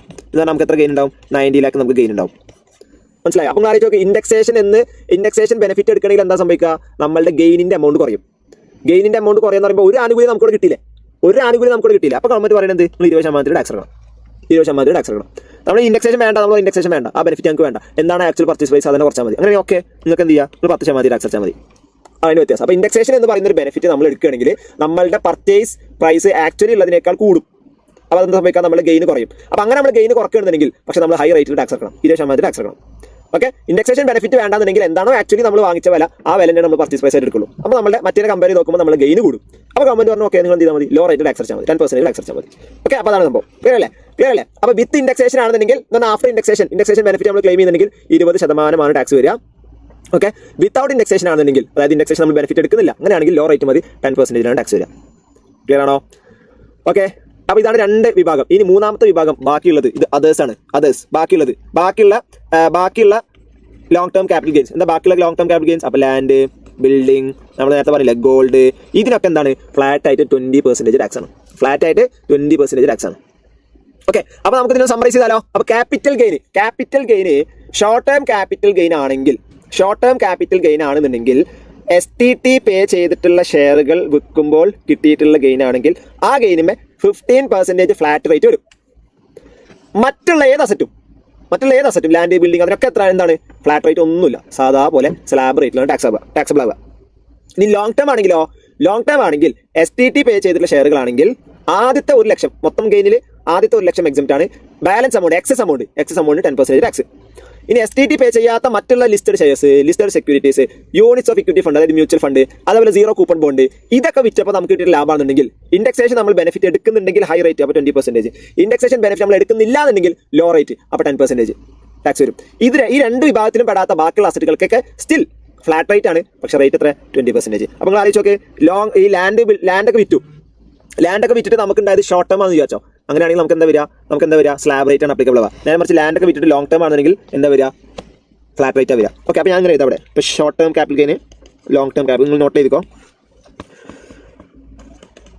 STT പെയ്ഡ്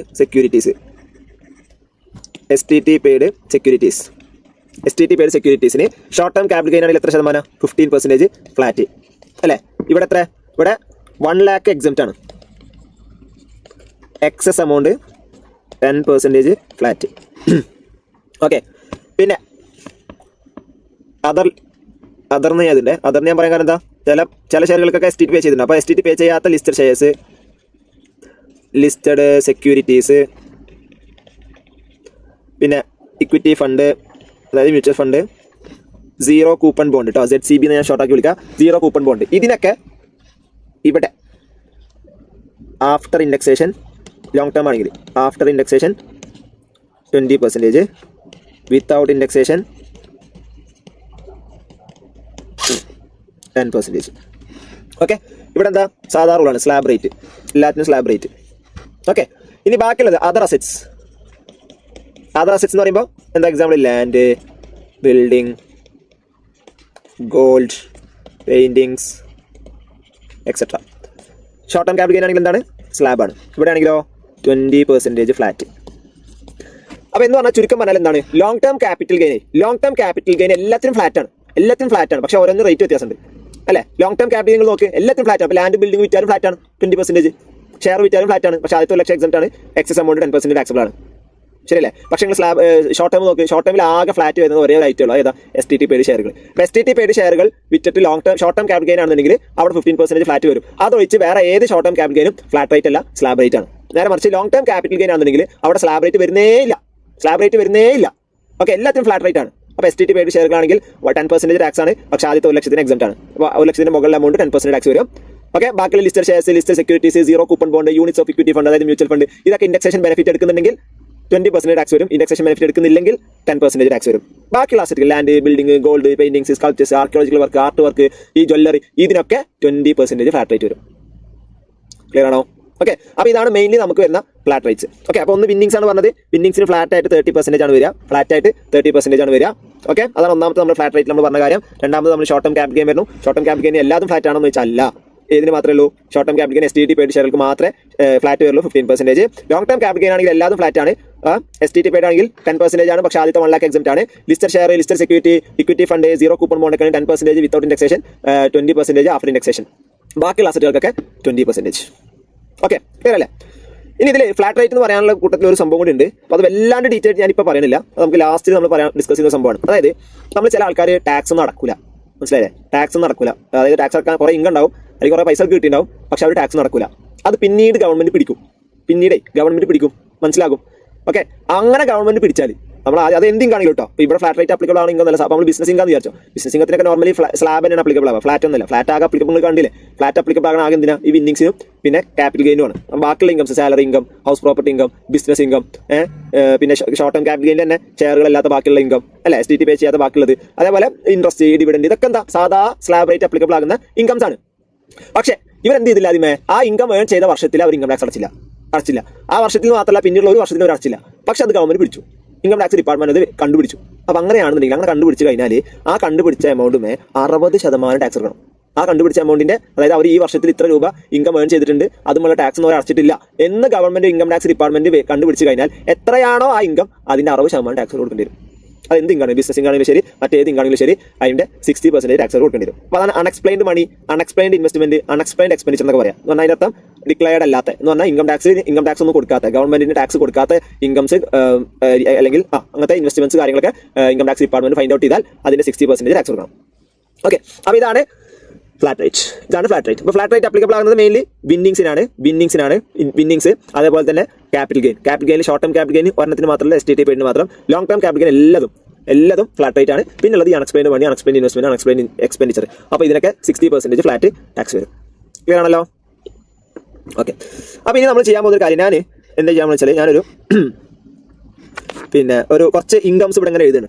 ആ ഇൻകംസിനൊക്കെ സ്ലാബ് ആണോ വരിക, ഫ്ലാറ്റ് ആണോ വരിക, ഇനി ഫ്ലാറ്റ് ആണെങ്കിൽ എത്ര പെർസെൻറ്റേജ് ആണ് എന്നുള്ളത് നിങ്ങൾ എഴുതണം കേട്ടോ. ഓക്കെ, അപ്പോൾ ആദ്യത്തത് income from house property. HP എന്ന് പറഞ്ഞാൽ house property. Income from house property അത് എന്താണ് വരിക?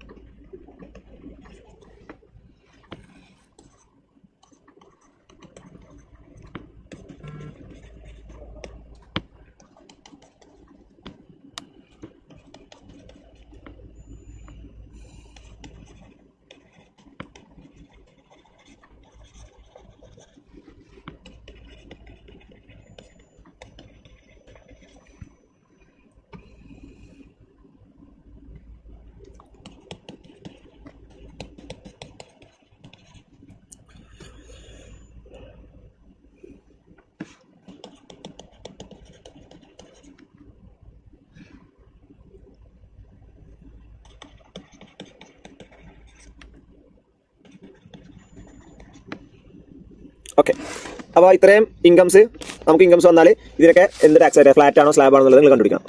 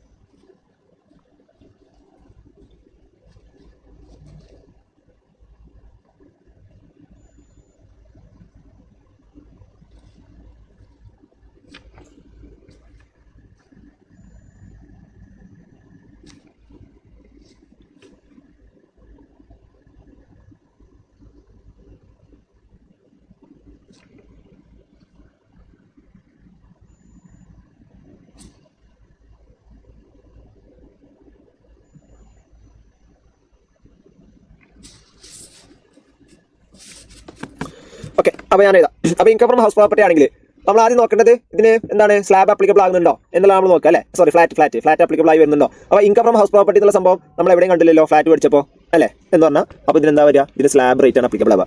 Okay, short term capital gain STT paid ആണെങ്കിൽ എന്താ, അത് ഫ്ലാറ്റ് ആണ്. എത്ര ഫ്ലാറ്റ്? 15% ആണ് ഫ്ലാറ്റ്. ഓക്കെ, ലോട്ടറി വിന്നിങ്സ് ആണെങ്കിലോ അതും ഫ്ലാറ്റ് ആണ്. എത്ര പെർസെൻറ്റേജ്? 30%. ഇനി ബിസിനസ് പ്രോഫിറ്റ് ആണെങ്കിലോ സാധാ സ്ലാബ് ആണ്.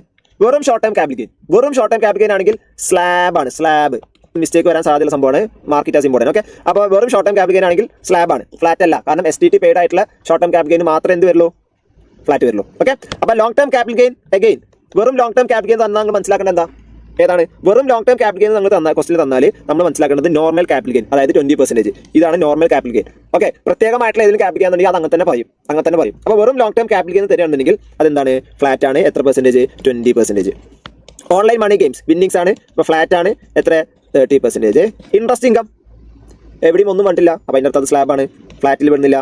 Long term capital gain STT paid flat ആണ്, സ്പെസിഫിക് ആയിട്ട് വേണ്ട STT പെയ്ഡ്. അപ്പോൾ 10% ആണ്. എക്സസ് ഓഫ് 1 lakh അല്ലേ 10% വരുള്ളൂ. എക്സസ് ഓഫ് 1 lakh ഇൻകം, അതാണ് 10 lakh വരിക. 1 lakh വരെ എക്സംപ്റ്റ് ആണ്. ഡിവിഡൻഡ് ആണെങ്കിൽ നോർമലാണ് slab. Betting income again flat ആണ്. എത്ര? 30%. ഓക്കെ, ഒരു കാര്യം ഞാൻ എഴുതാം. ഇപ്പോൾ മ്യൂച്വൽ ഫണ്ട് ആണെങ്കിലോ എന്താണ്? ഇൻഡെക്സേഷൻ വിത്തൗട്ട് ഇൻഡെക്സേഷൻ ആണെങ്കിൽ ഫ്ലാറ്റ് ആണ്. Without indexation 10%. After indexation 20%. Okay, clear അല്ലേ? അപ്പോൾ ഇനി നമുക്ക് എങ്ങനെ ടാക്സ് കമ്പ്യൂട്ട് ചെയ്യാം അതൊക്കെ നമ്മൾ പഠിക്കും. നമ്മൾ കൺഫ്യൂഷൻ അടിക്കേണ്ട ആവശ്യമില്ല, ഒന്നും പഠിക്കേണ്ട ആവശ്യമില്ല, എല്ലാം നമ്മൾ ക്ലിയർ ആക്കും. ഓക്കെ, ഇപ്പോൾ ഇത്ര നമ്മൾ മനസ്സിലാക്കുക. ഒരു ഇൻകം കണ്ടു കഴിഞ്ഞാൽ അതിന് ഫ്ലാറ്റ് റേറ്റ് ആണോ അപ്ലിക്കബിൾ ആവുക, സ്ലാബ് റേറ്റ് ആണ് അപ്ലിക്കബിൾ ആവുക എന്നുള്ള ഒരു ഡിസിഷൻ മേക്കിംഗ് എടുക്കാനായോ? അതാണ് അത്ര നമുക്ക് ആവശ്യമുള്ളൂ. ബാക്കി എങ്ങനെ ക്വസ്റ്റ്യൻ ചെയ്യും, ടാക്സ് എങ്ങനെ കമ്പ്യൂട്ട് ചെയ്യും, എല്ലാം നമുക്ക് നോക്കാം. ക്ലിയർ അല്ലേ? ഓക്കെ, അപ്പോൾ അങ്ങനെയാണ് റേറ്റുകളുടെ ഒരു എന്താ പറയുക ഡിസ്ട്രിബ്യൂഷൻ നടന്നിട്ടുള്ളത്. ക്ലിയർ ആണല്ലോ? യെസ്. അപ്പോൾ അതാണ് ഫ്ലാറ്റ് റേറ്റ്സ്. ഓക്കെ, അപ്പോൾ ശ്രദ്ധിക്കട്ടോ. ഇനിയിപ്പോൾ ഞാൻ നേരത്തെ പറഞ്ഞ പോലെ ഈ ഫ്ലാറ്റ് റേറ്റും സ്ലാബ് റേറ്റും കൂടി ഒരുമിച്ച് വന്നാൽ, ഫ്ലാറ്റ് റേറ്റ് അപ്ലിക്കബിൾ ആകുന്ന ഇൻകംസും സ്ലാബ് റേറ്റ് അപ്ലിക്കബിൾ ആകുന്ന ഇൻകംസും ഒരുമിച്ച് വരികയാണെങ്കിൽ എങ്ങനെയാണ് അതിന് ടാക്സ് കമ്പ്യൂട്ട് ചെയ്യുക? അത് നമ്മൾ പറയാൻ പോണേ. അപ്പോൾ ശ്രദ്ധിച്ചോ. ഒരാൾക്ക് ഇൻകം ഫ്രം സാലറി ഉണ്ട്. ഇൻകം ഫ്രം സാലറി ഒരാൾക്ക് ഇൻകം ഫ്രം സാലറി ഉണ്ട്. അതുള്ളത് 5 ലക്ഷമാണെന്ന് വിചാരിച്ചോ. 5 ലക്ഷം, 5 lakhs. ഓക്കെ, 5 വേണം, നമുക്ക് 4 ലക്ഷം ആക്കാം. ഒരു 4 ലക്ഷം, 4 lakhs. ഓക്കെ, ഇയാൾക്ക് ഈ വർഷത്തിൽ short term capital gain STT paid ഇതുണ്ട്. Short term capital gain STT paid അതൊരു 2 ലക്ഷം. Short term capital gain STT paid 2 ലക്ഷം. ഇത്രേ ഉള്ളൂ, വേറെ ഒന്നുമില്ല. ഡിഡക്ഷൻ ഒന്നുമില്ല, വേറെ ഒരു ഇൻകം ഇല്ല. അപ്പോൾ സാലറി ഉണ്ട്, അയാൾക്ക് short term capital gain STT paid ഉണ്ട്. ഓക്കെ, അങ്ങനെയാണെങ്കിൽ എത്ര ടാക്സ് വരും അത് നമ്മൾ നോക്കാൻ പോണേ. ക്ലിയർ? അപ്പോൾ ആദ്യം നമ്മൾ പണി എന്താ? ആദ്യം നമ്മളുടെ പണി ടോട്ടൽ ഇൻകം എത്രയെന്ന് കണ്ടുപിടിക്കുക. ടോട്ടൽ ഇൻകം കണ്ടുപിടിച്ചതിന് ശേഷമാണ് നമ്മൾ ടാക്സ് ലയബിലിറ്റി കണ്ടുപിടിക്കുക. ശരിയല്ലേ? അപ്പോൾ ഇയാളുടെ ടോട്ടൽ ഇൻകം എത്ര? ഇപ്പോൾ നമ്മൾ പറഞ്ഞിട്ടുണ്ട് സാധാരണ എല്ലാ ഹെഡും കൂടി ആഡ് ചെയ്താൽ മതി. അപ്പോൾ ഇയാൾക്ക് ഏത് ഹെഡാണുള്ളത് അത് മാത്രം നമ്മൾ എഴുതിയാൽ മതി, എല്ലാ ഹെഡും ഇട്ട് എഴുതേണ്ട ആവശ്യമൊന്നുമില്ല. ഓക്കെ, അപ്പോൾ അങ്ങനെ വെച്ച് നോക്കുമ്പോൾ എന്താണ് ഇൻകം ഫ്രം സാലറി? ഞാൻ ജസ്റ്റ് രണ്ടാമതൊന്നുകൂടി എഴുതാണ്. ഇൻകം ഫ്രം സാലറീസ് എന്നാണ് പറയുക. എത്ര? 4 lakh. ഓക്കെ, അതാണ് ഒന്ന്. രണ്ടാമത്തെ ഏതാ? ക്യാപിറ്റൽ ഗെയിൻ അല്ലേ? ക്യാപിറ്റൽ ഗെയിൻ ഏതാ? Short term capital gain STT paid അല്ലേ? അത് എത്ര ഉണ്ട്? 2 ലക്ഷം ഉണ്ട്. ഓക്കെ, അപ്പോൾ ഫ്ലാറ്റ് റേറ്റ് അപ്ലിക്കബിൾ ആവുന്നത് വേറെ, അല്ലെങ്കിൽ സ്ലാബ് റേറ്റ് അപ്ലിക്കബിൾ, അങ്ങനെ വേറെ കാറ്റഗറൈസ് ചെയ്ത് എഴുതേണ്ട ആവശ്യമൊന്നുമില്ല. ടോട്ടൽ ഇങ്ങനെ എഴുതാം. അപ്പോൾ എത്രയായി? 6 lakh ആയി. ഇതിന് നമ്മൾ എന്താ പറയുക? ഒരാൾക്കുള്ള ടാക്സബിൾ ഇൻകംസ്, എല്ലാ ഹെഡ്സിലെയും ടാക്സബിൾ ഇൻകംസ് ആഡ് ചെയ്തിട്ട് കിട്ടുന്ന എമൗണ്ട് നമ്മൾ എന്താ പറയുക? Gross total income. ഓക്കെ, ഇതിന് നമുക്ക് അഡ്ജസ്റ്റ് ചെയ്യാനുള്ളത്. ഓക്കെ, അപ്പോൾ ഇത് 3, 4. ഇത് അഡ്ജസ്റ്റ് ചെയ്യാനുള്ളത് ഡിഡക്ഷൻസ് വല്ലതും ഉണ്ടെങ്കിൽ ഡിഡക്ഷൻസ് അണ്ടർ ചാപ്റ്റർ 6A. എത്ര? ഒന്നുമില്ല, നമ്മൾ ഈ ക്വസ്റ്റിൽ ഒന്നുമില്ല. അപ്പോൾ അങ്ങനെയാണെങ്കിൽ ഇയാളുടെ ഗ്രോസ് ടോട്ടലിംഗ് എത്ര? ഇയാളുടെ ടോട്ടലിംഗ് എത്ര? 6 ലക്ഷം തന്നെ. അപ്പോൾ ഫസ്റ്റ് പാർട്ട് കഴിഞ്ഞു. എന്താണ് ഫസ്റ്റ് പാർട്ട്? ടോട്ടൽ ഇൻകം എത്ര നമ്മൾ കണ്ടുപിടിച്ചു. ഓക്കെ, അപ്പോൾ ജസ്റ്റ് ഇത് വളരെ സിമ്പിൾ ഇതാണ് ഇങ്ങനെ കാണുമ്പോൾ. പക്ഷേ ഞാൻ വേണ്ടത് എക്സാമിൽ നമ്മൾ എന്താ ചെയ്യേണ്ടത്? ഒരാളുടെ ഇൻകം ഫ്രം സാലറി എത്ര കണ്ടുപിടിക്കണം. അപ്പോൾ അതിന് സ്വാഭാവികമായിട്ടും ഇൻകം ഫ്രം സാലറീസിലുള്ള മൊത്തം പ്രൊവിഷൻസ് നമ്മൾ പഠിച്ച് ഏതൊക്കെയാണ് ടാക്സബിൾ ആയിട്ടുള്ളത് എന്നൊക്കെ നോക്കി ആഡ് ചെയ്ത് ഓക്കെ നമ്മൾ കണ്ടുപിടിക്കാം. ഓക്കെ, അപ്പോൾ വൺസ് നമുക്ക് ഇൻകം ഫ്രം സാലറീസും ഓരോ ഹെഡിലെയും ഇൻകം നമുക്ക് കിട്ടിക്കഴിഞ്ഞാൽ പിന്നെ ഒന്നുമില്ല, ഒക്കെ കൂടി ടോട്ടൽ ചെയ്യുക, ഡിഡക്ഷൻസ് മൈനസ് ചെയ്യുക. അപ്പോൾ നമുക്ക് എന്ത് കിട്ടും? ഗ്രോസ് ടോട്ടലിംഗ് കിട്ടും. അത്രേ ഉള്ളൂ. ശരിയല്ലേ? ഇനി നമ്മൾ ടാക്സ് ലയബിലിറ്റി കാണാൻ പോകും. ടാക്സ് ലയബിലിറ്റി കാണുമ്പോൾ നമ്മൾ പഠിച്ചിട്ടുണ്ട് സ്ലാബ് ഇൻകം ഉള്ള നമുക്ക് നമുക്ക് ഓൾഡ് റെജീം ചെയ്യാം. ഫസ്റ്റ് ആദ്യം നമ്മൾ എക്സാമ്പിൾ നോക്കുന്നത് ഓൾഡ് റെജീം, അതായത് ഇതുവരെ ചെയ്തു പോന്നിരുന്ന സംഭവം ഓൾഡ് റെജീം എന്ന് പറഞ്ഞാൽ എന്താണ്? ഡിഫോൾട്ട് റെജീം ആണോ? അല്ല, ന്യൂ റെജീം ആണ് ഡിഫോൾട്ട് റെജീം. അപ്പോൾ shifting out of default regime, അതാണ് ഓൾഡ് റെജീം. ഓക്കെ, അപ്പോൾ ഓൾഡ് റെജീം പ്രകാരം എന്താ റേറ്റ്? 2 ലക്ഷം വരെ ബേസിക് എക്സംഷൻ, 2 ലക്ഷത്തിന്റെ മുകളിൽ 5 ലക്ഷം വരെ 5%, അതിന് മുകളിൽ പോയാൽ 10 lakh വരെ എത്ര? 20%, അതിന് മുകളിൽ പോയാൽ 30%. അതാണ് ഓൾഡ് റെജീം അല്ലേ? അപ്പോൾ ഇയാൾക്ക് 6 ലക്ഷമാണ് ഇൻകം. 6 ലക്ഷം ഇൻകം ഉണ്ടെങ്കിൽ അയാൾക്ക് എത്ര ടാക്സ് വരുന്നതാണ് നമ്മൾ നോക്കേണ്ടത്. ക്ലിയർ അല്ലേ? പക്ഷേ ഇവിടെ എന്താ പ്രശ്നം എന്ന് വെച്ചാൽ ഇവിടെ ഈ ക്യാപിറ്റൽ ഗെയിൻ ആയിട്ടുള്ള short term capital gain 2 lakh എന്നുള്ളത് ഫ്ലാറ്റ് റേറ്റ് അപ്ലിക്കബിൾ ആകുന്ന ഇൻകാണ്. ക്ലിയർ ആണോ? സ്ലാബ് റേറ്റ് അപ്ലിക്കബിൾ ആകുന്ന ഇൻകം ആകെ 4 ലക്ഷം ഉള്ളൂ. ഓക്കെ, അപ്പോൾ നമ്മൾ ചെയ്യേണ്ടത് ഫസ്റ്റ് സ്റ്റെപ്പ് എന്താണെന്ന് വെച്ചാൽ ആദ്യം നമ്മൾ കമ്പ്യൂട്ട് ചെയ്യുക ഫ്ലാറ്റ് റേറ്റ് അപ്ലിക്കബിൾ ആകുന്ന ഇൻകംസിന്റെ ടാക്സ് കണ്ട് കമ്പ്യൂട്ട് ചെയ്യും. ഫ്ലാറ്റ് റേറ്റ് അപ്ലിക്കബിൾ ആകുന്ന ഇൻകംസിന്റെ ടാക്സ് കമ്പ്യൂട്ട് ചെയ്യും. അപ്പോൾ ഫ്ലാറ്റ് റേറ്റ് അപ്ലിക്കബിൾ ആകുന്ന ഏതാണുള്ളത്? ഏതാണ്? Short term capital gain STT paid. എത്ര എമൗണ്ട്? 2 ലക്ഷം. 2 ലക്ഷത്തിന്റെ 15%. ഇതങ്ങനെ പെർസെൻറ്റേജ് ഒക്കെ ഞാൻ പറഞ്ഞുതരാം. 15%. എത്ര 15%? 30,000. ശരിയല്ലേ? അപ്പോൾ ആദ്യത്തെ ടാക്സ് നമ്മൾ കണ്ടുപിടിച്ചു. മൊത്തം 2 ലക്ഷമാണ് ഇയാൾക്ക് short term capital gain STT paid വന്നത്. അതിന്റെ 15% എന്ന് പറയുമ്പോൾ 30,000 ആണ് ടാക്സ് വരിക. ക്ലിയർ? ഇനി നമുക്ക് വല്ലതുണ്ടോ ഫ്ലാറ്റ് റേറ്റ് അപ്ലിക്കബിൾ ആകുന്നത്? ആകെ 2 ഇൻകം ഇയാൾക്കുള്ളൂ. അതിലൊന്ന് short term capital gain STT paid ആണ്, രണ്ടാമത്തത് ഇൻകം ഫ്രം സാലറി ആണ്. അപ്പോൾ ഇൻകം ഫ്രം സാലറിക്ക് ആണെങ്കിൽ ഫ്ലാറ്റ് റേറ്റ് അല്ല, സാധാ സ്ലാബ് റേറ്റ് ആണ് അപ്ലിക്കബിൾ ആവുക. അപ്പോൾ നമ്മൾ എന്താ ചെയ്യേണ്ടത്? രണ്ടാമതായിട്ട് സ്ലാബ് റേറ്റ്. അപ്പോൾ സ്ലാബ് റേറ്റ് അപ്ലിക്കബിൾ ആകുമ്പോൾ ഈ മൊത്തം 6 ലക്ഷത്തിന് സ്ലാബ് റേറ്റ് അപ്ലിക്കബിൾ ആകില്ല. അപ്പോൾ നമ്മൾ എന്താ ചെയ്യുക? ആകെയുള്ള നമ്മുടെ ടോട്ടൽ ഇൻകം എത്ര? 6 ലക്ഷം. ഇതിങ്ങനെ തന്നെ ചെയ്യണം. മൈനസ് ഫ്ലാറ്റ് റേറ്റ് അപ്ലിക്കബിൾ ആകുന്ന ഇൻകം എത്ര 2 ലക്ഷം, അത് എത്ര അപ്പോൾ 4 ലക്ഷം അല്ലേ. അപ്പോൾ 4 ലാഖിനാണ് സ്ലാബ് റേറ്റ് അപ്ലിക്കബിൾ ആവുക. നിങ്ങൾ ഡയറക്റ്റ്ലി വേണമെങ്കിൽ നിങ്ങൾക്ക് എന്ത് ചെയ്യുക, ഈ സാലറി ഇൻകം ഫ്രം സാലറി ആകെ 4 ലക്ഷം ആണല്ലോ. അപ്പോൾ ഇൻകം ഫ്രം സാലറി എന്ന് പറഞ്ഞിട്ട് 4 ലക്ഷം എഴുതിയാൽ മതി. പക്ഷെ അങ്ങനെ ചെയ്യാൻ പാടില്ല, തെറ്റാണ്. അതിന്റെ കാരണം ഞാൻ അടുത്ത എക്സാമ്പിൾ പറയും. ഒരിക്കലും അങ്ങനെ ചെയ്യാൻ പാടില്ല. നമ്മൾ ഇവിടെ നോക്കിയിട്ട് ഈ ടേബിളിൽ നോക്കിയിട്ട് ഏതൊക്കെയാണ് ഫ്ലാറ്റ് റേറ്റ് അപ്ലിക്കബിൾ ആകുന്നുള്ള ഇൻകം എന്ന് നോക്കിയിട്ട് അങ്ങനെ സ്ലാബ് റേറ്റ് അപ്ലിക്കബിൾ ആകുന്ന ഇൻകം നോക്കിയിട്ട് ഡയറക്റ്റ്ലി ഇങ്ങോട്ട് എടുത്ത് എഴുതിയാൽ നമ്മളുടെ ആൻസർ തെറ്റും, 100% തെറ്റും. ഓക്കെ, അപ്പോൾ അങ്ങനെ ചെയ്യാൻ പാടില്ല. എപ്പോഴും എന്ത് ചെയ്യുക, ഫ്ലാറ്റ് റേറ്റ് ആദ്യം കണ്ടുപിടിച്ചതിന് ശേഷം സ്ലാബ് റേറ്റ് നോക്കുമ്പോൾ ടോട്ടൽ ഇൻകത്തിൽ നിന്ന് ഗ്രോസ് ടോട്ടൽ ഇൻകത്തിൽ നിന്ന് ഫ്ലാറ്റ് റേറ്റ് അപ്ലിക്കബിൾ ആകുന്ന ഇൻകം കുറക്കുക, ബാലൻസ് എമൗണ്ട് നോക്കുക. ആ ബാലൻസ് എമൗണ്ടിനാണ് നമ്മൾ സ്ലാബ് റേറ്റ് അപ്ലിക്കബിൾ ആക്കുന്നത്. ഓക്കെ, അപ്പോൾ നോക്കുമ്പോൾ എന്താണ് 4 ലക്ഷമാണ് ഇൻകം. അപ്പോൾ 4 ലക്ഷമാണ് ഇൻകം എന്നുണ്ടെങ്കിൽ സ്ലാബ് റേറ്റ് പ്രകാരം എത്ര വരും? അപ്പോൾ അപ് ടു 2,50,000 എത്രയാണ്? 0 ആണ്. ബാലൻസ് 1,50,000. എന്താ 1,50,000? 4 lakh മൈനസ് 2,50,000 അല്ലേ. എത്രയാണ്? 1,50,000 ഇൻറ്റു 5% എത്രയാണ്? 7,500. ശരിയല്ലേ. അപ്പോൾ ഇത് 0 ആണ്, ഇത് 7,500. അപ്പോൾ ടോട്ടൽ സ്ലാബ് റേറ്റ് അപ്ലിക്കബിൾ ആകുന്ന എമൗണ്ട് എത്ര വന്നു? 7,500. അപ്പോൾ ടോട്ടൽ ടാക്സ് എത്ര? 37,500. ഇങ്ങനെയാണ് കണ്ടുപിടിക്കുക. അപ്പോൾ സ്ലാബ് റേറ്റും ഫ്ലാറ്റ് റേറ്റും അപ്ലിക്കബിൾ ആകുന്ന 2 തരം ഇൻകംസും ഒരുമിച്ച് വരികയാണെന്നുണ്ടെങ്കിൽ ആദ്യം നമ്മൾ ചെയ്യേണ്ടത് ഫ്ലാറ്റ് റേറ്റ് അപ്ലിക്കബിൾ ആകുന്ന ഇൻകംസിന്റെ ടാക്സ് കമ്പ്യൂട്ട് ചെയ്യാം. അതിനുശേഷം സ്ലാബ് റേറ്റ് കമ്പ്യൂട്ട് ചെയ്യാം. സ്ലാബ് റേറ്റ് കമ്പ്യൂട്ട് ചെയ്യുമ്പോൾ എന്താ ചെയ്യേണ്ടത്? സ്ലാബ് റേറ്റ് അപ്ലിക്കബിൾ ആകുന്ന ഇൻകംസ് എങ്ങനെ നമ്മൾ കണ്ടുപിടിക്കേണ്ടത്? ടോട്ടൽ ഇൻകത്തിൽ നിന്ന് ഫ്ലാറ്റ് റേറ്റ് അപ്ലിക്കബിൾ ആകുന്ന ഇൻകംസ് മൈനസ് ചെയ്യുക. ടോട്ടൽ ഇൻകത്തിൽ നിന്ന്, ഇത് ഞാൻ വളരെ സ്ട്രെസ് ചെയ്ത് പറയാണ്, സ്പെസിഫിക് ആയിട്ട് പറയാണ്, ടോട്ടൽ ഇൻകത്തിൽ നിന്ന് ഫ്ലാറ്റ് റേറ്റ് അപ്ലിക്കബിൾ ആകുന്ന ഇൻകംസ് കുറക്കുക. ആ എമൗണ്ട്, അങ്ങനെ കിട്ടുന്ന എമൗണ്ട് ആണ് സ്ലാബ് റേറ്റിൽ നമ്മൾ ടാക്സ് കൊടുക്കേണ്ടത്. Okay, clear? അനന്തര എക്സാമ്പിൾ പറയാം. അപ്പോൾ അതുകൊണ്ട് ഈ രണ്ടാമത്തെ എക്സാമ്പിൾ പറയുമ്പോൾ എന്തുകൊണ്ടാണ് ഈ ടോട്ടൽ ഇൻകത്തിൽ നിന്ന് നിങ്ങൾ കുറക്കണം, ഈ രീതിക്ക് തന്നെ ചെയ്യണം എന്ന് ഞാൻ പറഞ്ഞതിന്റെ കാരണം നിങ്ങൾക്ക് മനസ്സിലാവും. ശ്രദ്ധിച്ചോ? അതായത് ഇപ്പോൾ നോക്കാം, രണ്ടാമത്തെ എക്സാമ്പിൾ ശ്രദ്ധിക്കട്ടോ. ഇപ്പോൾ ഒരാളുടെ ഇൻകം എന്ന് പറഞ്ഞാൽ income from house property, HP house property ഉള്ളത് ഒരു 8 ലക്ഷം. ഇയാൾക്ക് ഇൻകം ഫ്രം ബിസിനസ് ഉണ്ട്, ഇൻകം ഫ്രം ബിസിനസ് ഉണ്ട്, അതൊരു 5 ലക്ഷം. ഇയാൾക്ക് ലോങ് ടേം ക്യാപിറ്റൽ ഗെയിൻ ഉണ്ട്, just long term capital gain, അതൊരു 3 ലക്ഷം. ഓക്കെ, ഇയാൾക്ക് ഇൻട്രസ്റ്റ് ഇൻകം 1 ലക്ഷം. ഓക്കെ, ഇയാൾക്ക് ഡിഡക്ഷൻ ഉണ്ട്, ഡിഡക്ഷൻ അണ്ടർ ചാപ്റ്റർ 6A അല്ലേ, ചാപ്റ്റർ 6A, അതൊരു 2 ലക്ഷം ഉണ്ട്. ഓക്കെ ഉണ്ട്. അപ്പോൾ ഞങ്ങൾ ജസ്റ്റ് ഒന്ന് പോസ് ചെയ്തിട്ട് എത്ര ടാക്സ് വരും, ഫ്ലാറ്റ് ടാക്സും സ്ലാബ് ടാക്സ് എത്ര വരും എന്നുള്ളത് ജസ്റ്റ് നിങ്ങൾക്ക് സ്വന്തമായിട്ട് നോക്കി നോക്കി, അല്ലെങ്കിൽ എന്ത് ചെയ്യാം, നിങ്ങൾ ഫോളോ ചെയ്ത് കണ്ടിന്യൂ ചെയ്താൽ ഞാൻ പറയുന്നത് കേട്ടിട്ട് നോക്കിക്കോ.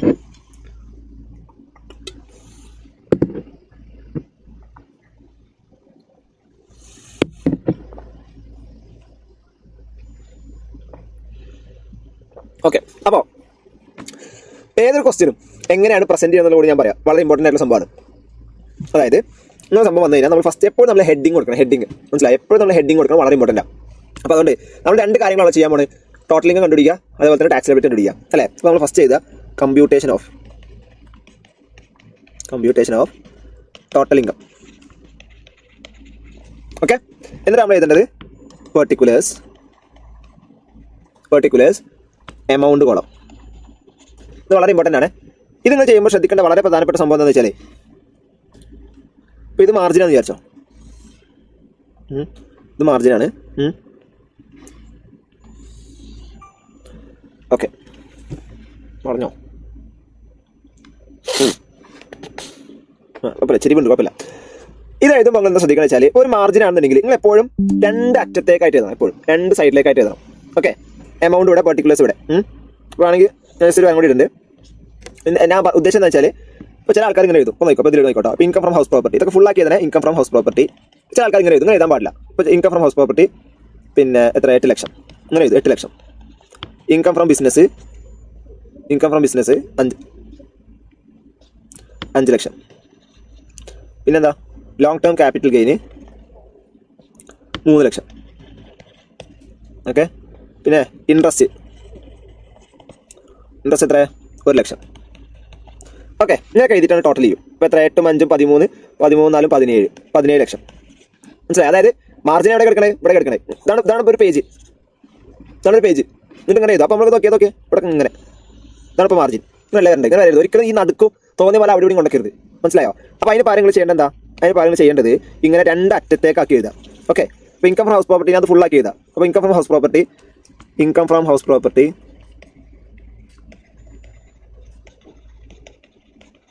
From business, long term capital gain. ഒരു കാര്യം കൂടി ശ്രദ്ധിക്കാണ്ട്, അതായത് ഈ ലോങ് ടേം ക്യാപിറ്റൽ ഗെയിൻ എഴുതുന്നതിന് നിങ്ങൾ എന്ത് ചെയ്യണം? ഹെഡിന്റെ പേര് എഴുതണം. ക്യാപിറ്റൽ ഗെയിനിൽ ലോങ് ടേം ക്യാപിറ്റൽ ഗെയിൻ. നാലാമത്തെ ഇൻട്രസ്റ്റിംഗ് ആണ്. അപ്പോൾ ആദ്യം ഹെഡിന്റെ പേര് എഴുതണം. Income from other source. Okay, അപ്പോൾ നിങ്ങൾ നോക്ക്, ഇത് അവസാനിക്കണ എൻഡ് ഇങ്ങനെയൊക്കെയാണ്. പക്ഷേ അപ്പോൾ നിങ്ങൾ എന്ത് ചെയ്യാൻ പാടില്ല? ഇവിടെ നിന്ന് എഴുതാ, പിന്നെ ഇവിടെ എഴുതാ, അങ്ങനെ ചെയ്യരുത്. അങ്ങനെ ചെയ്യുന്നതിന് പകരം എന്ത് ചെയ്യുക? ഒക്കെ ഒരു എൻഡിൽ എഴുതാം. ഓക്കെ, ഇപ്പോൾ ഈ വരൊന്നും ഇല്ലാന്ന് വിചാരിച്ചോ, ഇതൊന്നും ഇല്ലാന്ന് വിചാരിച്ചോ, എന്നാലും നിങ്ങൾക്ക് എന്ത് ചെയ്യാൻ പറ്റും? ഇങ്ങനെ ഒരു കോമൺ ആയിട്ടുള്ള മാർജിൻ കൊടുക്കുക. 8 lakh, 5 lakh, 3 lakh, 1 lakh. Okay, അപ്പോൾ ഇവിടെ മാർജിൻ നോക്കിയേ, ഒരു വര വരും. അതേപോലെയാണ് എഴുതേണ്ടത്. അപ്പോൾ ഇവിടെ നീറ്റ് ആയിരിക്കും. അപ്പോൾ ഓക്കെ, യെസ്. അപ്പോൾ ടോട്ടൽ എത്രയായി? 13 lakh, 17 lakh. പിന്നെ ഒരു കാര്യം കൂടി ഉണ്ട്. എമൗണ്ട് പോലെ എഴുതുമ്പോൾ എപ്പോഴും എന്ത് ചെയ്യണമെന്ന് അറിയോ? റുപ്പീൻ്റെ സിമ്പിൾ ഇടുക. റുപ്പീസ് അല്ലെങ്കിൽ RS എഴുതുക, കുഴപ്പമില്ല. അല്ലെങ്കിൽ റുപ്പീൻ്റെ സിമ്പിൾ ഇടുക. ഓക്കെ, അപ്പോൾ ഈ പെർട്ടിക്കുലേഴ്സ് എന്താ എഴുതണം? എമൗണ്ട് എഴുതണം.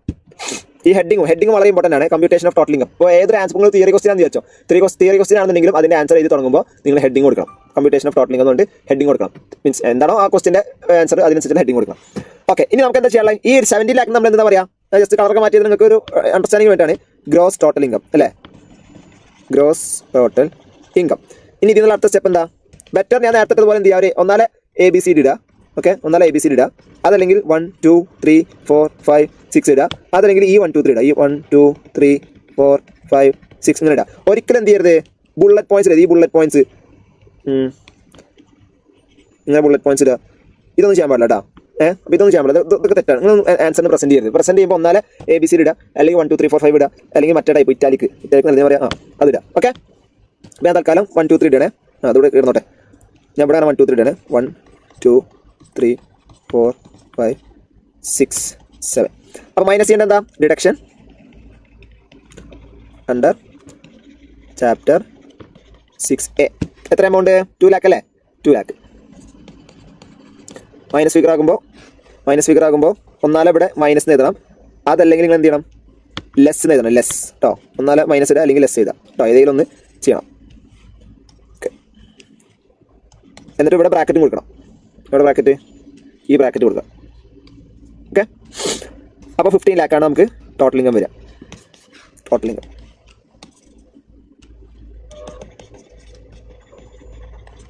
ഓക്കെ, അപ്പോൾ ഇങ്ങനെയാണ് പ്രസന്റ് ചെയ്യുന്നത്. അപ്പോൾ പെർട്ടിക്കുലേഴ്സ് എഴുതുക, എമൗണ്ട് എഴുതുക, ഓരോന്നായിട്ട് എഴുതുക.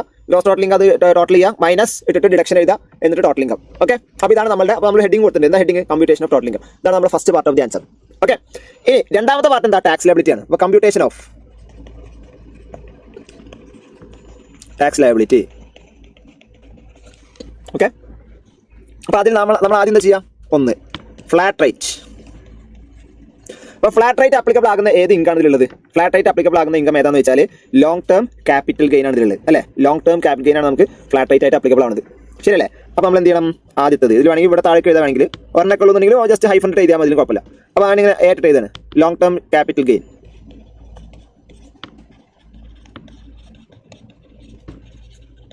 എന്നതിൻ്റെ പ്രത്യേകത STT പെയ്ഡ് ആണ് അല്ലേ? എത്ര എമൗണ്ട്? 3 lakh. അപ്പോൾ കമ്പ്യൂട്ടേഷൻ 3 lakh ഇൻറ്റു എത്ര റേറ്റാ? 20%. അപ്പോൾ ടോട്ടൽ എത്ര? 60,000. ഓക്കെ, ഇനി വല്ലതുണ്ടല്ലോ? ഫ്ലാറ്റ് റേറ്റ് അപ്ലിക്കബിൾ ആകുന്നൊന്നുമില്ല. ഇനി രണ്ടാമത്തത് ശ്രദ്ധിക്കുക. അതായത് ഞാൻ നേരത്തെ പറഞ്ഞു, സ്ലാബ് റേറ്റ് ടാക്സ് നമ്മൾ നോക്കുമ്പോൾ എപ്പോഴും ടോട്ടൽ ഇൻകത്തിൽ നിന്ന് ഫ്ലാറ്റ് റേറ്റ് അപ്ലിക്കബിൾ ആകുന്ന ഇൻകത്തിന്റെ എമൗണ്ട് കുറക്കുക. അങ്ങനെയാണ് സ്ലാബ് റേറ്റ് അപ്ലിക്കബിൾ ആകുന്ന എമൗണ്ട് എത്ര നമ്മൾ കണ്ടുപിടിക്കുക. അപ്പോൾ നമ്മൾ സ്ലാബ് റേറ്റ് എഴുതുന്നത് സ്ലാബ് റേറ്റ്. നിങ്ങൾ നോക്കിയൊക്കെ സ്ലാബ് റേറ്റ് അപ്ലിക്കബിൾ ആകുന്ന ഇൻകം എന്ന് പറഞ്ഞാൽ ഇതിൽ ഏതൊക്കെ ഉണ്ട്? ഇൻകം ഫ്രം ഹൗസ് പ്രോപ്പർട്ടി സ്ലാബാണ്, ഇൻകം ഫ്രം ബിസിനസ് സ്ലാബാണ്, income from other source. Interest എന്നുള്ളത് അവിടെ നമ്മൾ ഇൻട്രസ്റ്റ് എഴുതില്ല കേട്ടോ. ഇവിടെ interest income. Okay, interest income സ്ലാബാണ് എന്ന് പറഞ്ഞാൽ മൊത്തത്തിൽ നോക്കുമ്പോൾ 8 + 5 + 1 എത്രയത്? 8 + 5 + 1 എത്ര? 14 ലക്ഷം. 14 ലക്ഷം ഇവിടെ നമുക്ക് എന്തുണ്ട്? സ്ലാബ് റേറ്റ് അപ്ലിക്കബിൾ ആകുന്ന ഇൻകം ഉണ്ട്. ശരിയല്ലേ? പക്ഷേ ഇങ്ങനെ നമ്മൾ നോക്കിയിട്ട് സ്ലാബ് റേറ്റ് അപ്ലിക്കബിൾ ആകുന്ന ഇൻകം 14 ലക്ഷമാണ് എന്ന് പറഞ്ഞിട്ട് നമ്മൾ എഴുതിയാൽ തെറ്റാണ്. മാരകമായ തെറ്റ്. കാരണം എന്താ? നിങ്ങൾ നോക്കി ഇയാളുടെ ടോട്ടൽ ഇൻകം എത്ര? 15 ലക്ഷം. ടോട്ടൽ ഇൻകം 15 ലക്ഷം. ഇവിടെ ഫ്ലാറ്റ് റേറ്റ് അപ്ലിക്കബിൾ ആകുന്ന ഇൻകം എന്ന് പറഞ്ഞിട്ട് നമ്മൾ 3 ലക്ഷത്തിന് ഓൾറെഡി ടാക്സ് കമ്പ്യൂട്ട് ചെയ്ത്, എന്നിട്ട് വീണ്ടും സ്ലാബ് റേറ്റിന് അപ്ലിക്കബിൾ ആകുന്ന ഇൻകം എന്ന് പറഞ്ഞിട്ട് 14 ലക്ഷം കമ്പ്യൂട്ട് ചെയ്താൽ രണ്ടും കൂടിയിട്ട് 17 ലക്ഷമായില്ലേ? 17 ലക്ഷം എന്ന് പറഞ്ഞാൽ ഇയാൾ ഗ്രോസ് ടോട്ടൽ ഇൻകം ആണ്, ടോട്ടൽ ഇൻകം അല്ല. ടോട്ടൽ ഇൻകത്തിന് ടാക്സ് കൊടുക്കേണ്ട ആവശ്യമുള്ളൂ. നമ്മൾ എന്താ പറഞ്ഞത്? Tax is computed on total income.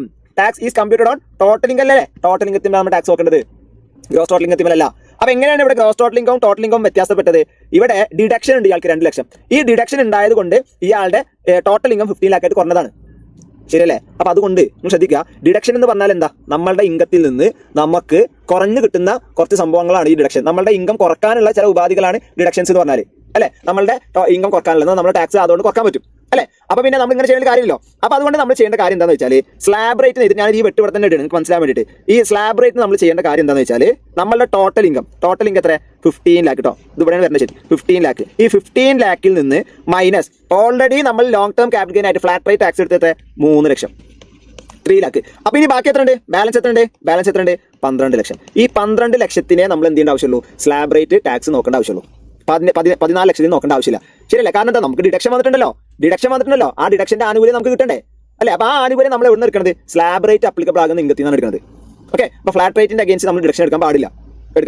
Okay, അപ്പോൾ അതുകൊണ്ടാണ് നമ്മൾ എന്ത് ചെയ്തത്? ആദ്യം തന്നെ ഫ്ലാറ്റ് റേറ്റ് അപ്ലിക്കബിൾ ആകുന്ന ഇൻകം എത്രയാണോ ഇൻകം, ആ ഇൻകത്തിൽ നമ്മൾ ടാക്സ് നോക്കി.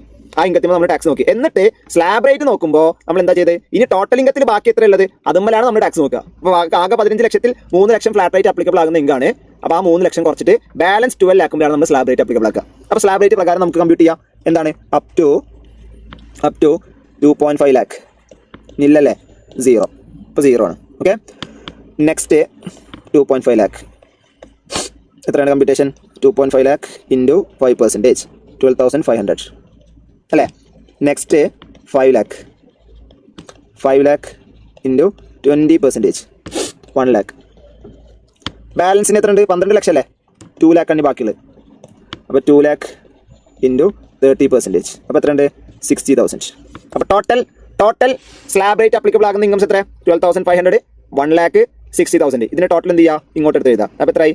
1,72,500, അല്ലേ? അപ്പോൾ ഫ്ലാറ്റ് റേറ്റ് അപ്ലിക്കബിൾ ആകുന്ന 60,000ഉം സ്ലാബ് റേറ്റ് അപ്ലിക്കബിൾ ആകുന്ന 1,72,500. ഇത് രണ്ടും കൂടി കൂട്ടിയാൽ എത്രയായി? 2,32,500. അപ്പോൾ ഇതാണ് ഇയാൾക്ക് വരുന്ന ടാക്സ്.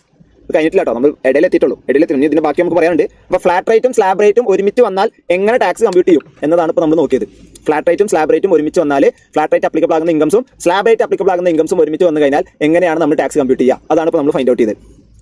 മനസ്സിലായോ? ക്ലിയർ ആണോ? അപ്പോൾ നമുക്ക് ഒന്നുകൂടി നോക്കാം. ഈ ക്വസ്റ്റ്യൻ നോക്ക്. ഇയാൾക്ക് എന്തൊക്കെ ഉണ്ടായിരുന്നത്? Income from house property 8 lakh, income from business 5 lakh, capital gain അതെന്താ? ലോങ് ടേം ക്യാപിറ്റൽ ഗെയിൻ ആണ്. Long term capital gain STT paid അല്ലേ? അല്ല, normal long term capital gain 3 lakh, income from other source interest 1 lakh. അപ്പോൾ അങ്ങനെ 17 ലാക്കാണ് ഗ്രോസ് ടോട്ടൽ ഇൻകം. അയാൾക്ക് deduction 2 lakh ഉണ്ട്. ആ ഡിഡക്ഷൻ 2 ലാക്ക് അയാൾ ക്ലെയിം ചെയ്തു. അപ്പോൾ ബാക്കി ടോട്ടൽ ഇൻകം വരെ 50 ലാക്കാണ്. ഓക്കെ, അപ്പോൾ 50 ലാക്കാണ് ടോട്ടൽ ഇൻകം. ഇനി 15 ലാക്കിലാണ് നമ്മൾ ടാക്സ് കമ്പ്യൂട്ട് ചെയ്യാൻ പോകുന്നത്. അപ്പോൾ അങ്ങനെ നമ്മൾ ടാക്സ് കമ്പ്യൂട്ട് ചെയ്യുമ്പോൾ ആദ്യം ഫ്ലാറ്റ് റേറ്റ് അപ്ലിക്കബിൾ ആകുന്ന ഇൻകംസ് നോക്കും. ഫ്ലാറ്റ് റേറ്റ് അപ്ലിക്കബിൾ ആകുന്ന ഇൻകംസ് ഏതായാലും ഉള്ളത് അവിടെ STT paid ഇല്ല കേട്ടോ. സോറി, ഞാനിത് അറിയാതെ എഴുതിയതാണ്. ഓക്കെ, STT paid ഇല്ല. ലോങ് ടേം ക്യാപിറ്റൽ ഗെയിൻ എത്രയാണ്? 3 ലാക്ക്. 3 ലാക്കിൻ്റെ 20% 60,000 ആണ് ടാക്സ് വരിക. ഓക്കെ, അപ്പോൾ കമ്പ്യൂട്ടേഷൻ്റെ നേരത്തെ തന്നെ എഴുതുന്നതായിരിക്കും നല്ലത്. കമ്പ്യൂട്ടേഷൻ എത്രയാണ്? 60,000. ഇനി സ്ലാബ് റേറ്റ് നമ്മൾ എന്ത് ചെയ്യാൻ പാടില്ല? 14 ലാക്കും ചെയ്യാൻ പാടില്ല. കാരണം എന്താ? 14 ലാക്ക് എന്ന് പറയുമ്പോൾ എല്ലാം കൂടി നമ്മൾ ആഡ് ചെയ്താണ്. അങ്ങനെയല്ല ആഡ് ചെയ്യേണ്ടത്, അങ്ങനെയല്ല എടുക്കേണ്ടത്. പകരം നമ്മൾ ടോട്ടൽ ഇൻകത്തിൽ നിന്ന് എന്ത് ചെയ്യുക? ഫ്ലാറ്റ് റേറ്റ് അപ്ലിക്കബിൾ ആകുന്ന ഇൻകംസ് മൈനസ് ചെയ്യുക.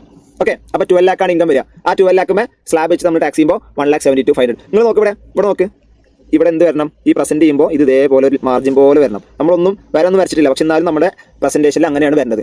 ഓക്കെ, അപ്പോൾ ഇവിടെ അതേപോലെ എന്ത് വരണം? എല്ലാ കമ്പ്യൂട്ടേഷൻ ഇതേപോലെ ഒരു ലൈൻ ഇട്ട പോലെ വരണം. നമ്മൾ ലൈൻ ഇടേണ്ട ആവശ്യമില്ല, പക്ഷെ ഇങ്ങനെ വരണം. വൃത്തിക്ക് എഴുതാം. ഓക്കെ, നീറ്റായിട്ട് എഴുതാം. ക്ലിയർ അല്ല? അപ്പോൾ പ്രസന്റേഷൻ നീറ്റ് ആക്കുക. അതാണ് ശ്രദ്ധിക്കേണ്ടത്. പ്രസന്റേഷൻ എന്ന് പറയുമ്പോൾ രണ്ട് ആസ്പെക്ട് ഉണ്ടായിരുന്നു. ഒന്ന്, നമ്മൾ എഴുതുന്ന കാര്യം നീറ്റ് ആക്കുക. ഭയങ്കര സൂപ്പർ ഹാൻഡ് റൈറ്റിംഗ് ആണെന്നല്ല ഞാൻ പറയേണ്ട ഉദ്ദേശം. നമ്മൾ എഴുതുന്നത് ലെജിബിൾ ആക്കുക എന്ന് പറഞ്ഞാൽ ആൾക്കാർക്ക് മനസ്സിലാവുന്ന രീതിയിൽ നല്ലപോലെ പ്രസന്റ് ചെയ്യാം. രണ്ടാമത് കാര്യം പ്രസന്റേഷൻ ഞാൻ നേരത്തെ പറഞ്ഞതുപോലെ നോട്ട്സ് ഒക്കെ കൊടുക്കുന്ന സമയത്ത് നമ്മൾ നോട്ട്സ് കൊടുക്കും. അത് നമ്മൾ പ്രത്യേകം തന്നെ നമ്മൾ പ്രാക്ടീസ് ചെയ്യും ക്ലാസ്സിൽ. ഓക്കെ, അത് നമ്മളൊരു ഫോക്കസ് ഏരിയയാണ് നോട്ട്സ് കൊടുക്കാന്നുള്ളത്. കാരണം അതിന് നല്ല മാർക്കാണ്. അതിനാണ് മാർക്ക്. അല്ലാണ്ട് നമ്മൾ വെറും കമ്പ്യൂട്ടേഷൻ ആയിരിക്കും മാർക്ക്. ഇവിടെ നിന്ന് നമുക്ക് നോട്ട് ചെയ്തേണ്ട ആവശ്യമില്ല. നോട്ട് ചെയ്തേണ്ട സിറ്റുവേഷൻസ് ഏതെന്നൊക്കെ ഞാൻ പറഞ്ഞുതരും. ഓക്കെ, അപ്പോൾ ഇങ്ങനെയാണ് നമ്മൾ അതിൻ്റെ കമ്പ്യൂട്ടർ. അപ്പോൾ രണ്ട് പാർട്ടാണ് നമുക്കുള്ളത്. കമ്പ്യൂട്ടേഷൻ ഓഫ് ടോട്ടൽ ഇൻകം അത് നമ്മൾ ആദ്യം കവർ ചെയ്തു. അതിനുശേഷം കമ്പ്യൂട്ടേഷൻ ഓഫ് ടാക്സ് ലയബിലിറ്റി അത് നമ്മൾ കവർ ചെയ്തു. അപ്പോൾ ഫ്ലാറ്റ് ടാക്സും സ്ലാബ് ടാക്സും ഒരുമിച്ച് വന്നാൽ എങ്ങനെയാണ് ടാക്സ് കണ്ടുപിടിക്കേണ്ടതെന്ന് നമ്മൾ മനസ്സിലാക്കി. ക്ലിയർ?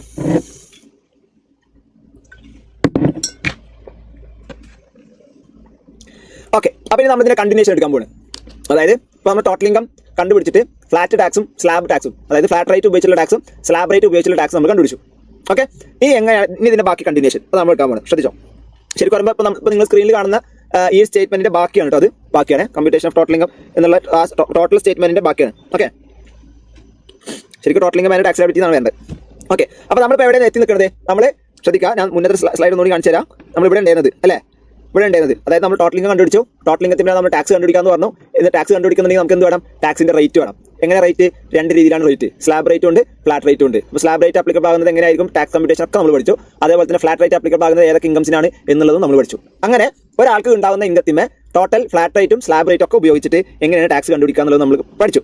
ഓക്കെ, ഇനി അതിന്റെ ബാക്കി ഇനി അതിന്റെ കണ്ടിന്യൂഷൻ നമ്മൾ എടുക്കാൻ പോകണേ. അപ്പോൾ ടാക്സ് ഓൺ ടോട്ടൽ ഇൻകം ഫ്ലാറ്റും സ്ലാബും ഉപയോഗിച്ചിട്ട് നമ്മൾ ടാക്സ് എമൗണ്ട് ഇപ്പോൾ കണ്ടുപിടിച്ചിട്ടുണ്ട്, ശരിയല്ലേ? ഇനി ഇതിൽ അഡ്ജസ്റ്റ്മെന്റ് വരും. ഇതിൽ ഒരു സാധനം ആഡ് ആകാൻ സാധ്യതയുണ്ട്, അതല്ലെങ്കിൽ ഒരു സാധനം ലെസ് ആകാൻ സാധ്യതയുണ്ട്. അതായത് നമ്മളിപ്പോൾ ഫ്ലാറ്റ് റേറ്റും ഉപയോഗിച്ചിട്ടും സ്ലാബ് റേറ്റ് ഉപയോഗിച്ചിട്ട് നമ്മൾ കണ്ടുപിടിച്ചിട്ടുള്ള ടാക്സ് എമൗണ്ട് ഉണ്ടല്ലോ, ഈ ടാക്സ് എമൗണ്ടിൽ നിന്ന് ഒരു സാധനം മൈനസ് ചെയ്യാൻ സാധിക്കും. ഓക്കെ, ഇത് എപ്പോഴും ഉണ്ടായിക്കൊള്ളുന്നില്ല, ചില സിറ്റുവേഷനിൽ മാത്രമേ ഉണ്ടാവുള്ളൂ, ചിലവർക്ക് മാത്രമേ ഉണ്ടാവുള്ളൂ. ഇത് എപ്പോഴും ഉണ്ടാവില്ല. ഓക്കെ, പക്ഷെ മറ്റു ചിലർക്കോ ആഡ് ചെയ്യാനായിരിക്കും ഉണ്ടാവുക. എന്ന് പറഞ്ഞാൽ വീണ്ടും ടാക്സ് വരും. ഇപ്പൊ നമ്മൾ കണ്ടുപിടിച്ചതിന്റെ കൂടെ വീണ്ടും ടാക്സ് വരും. ഓക്കെ, അപ്പൊ അങ്ങനെ നമ്മൾ കുറക്കുന്നതിനെ പറയുന്നത് ഡിസ്കൗണ്ട് പോലെ കുറക്കുന്ന സാധനത്തിൽ നമ്മൾ പറയുന്നതാണ് റിബേറ്റ്. എന്താണ് റിബേറ്റ്? അപ്പൊ റിബേറ്റ് എന്താണ്? ഒരു ഡിസ്കൗണ്ട് പോലത്തെ സംഭവമാണ്.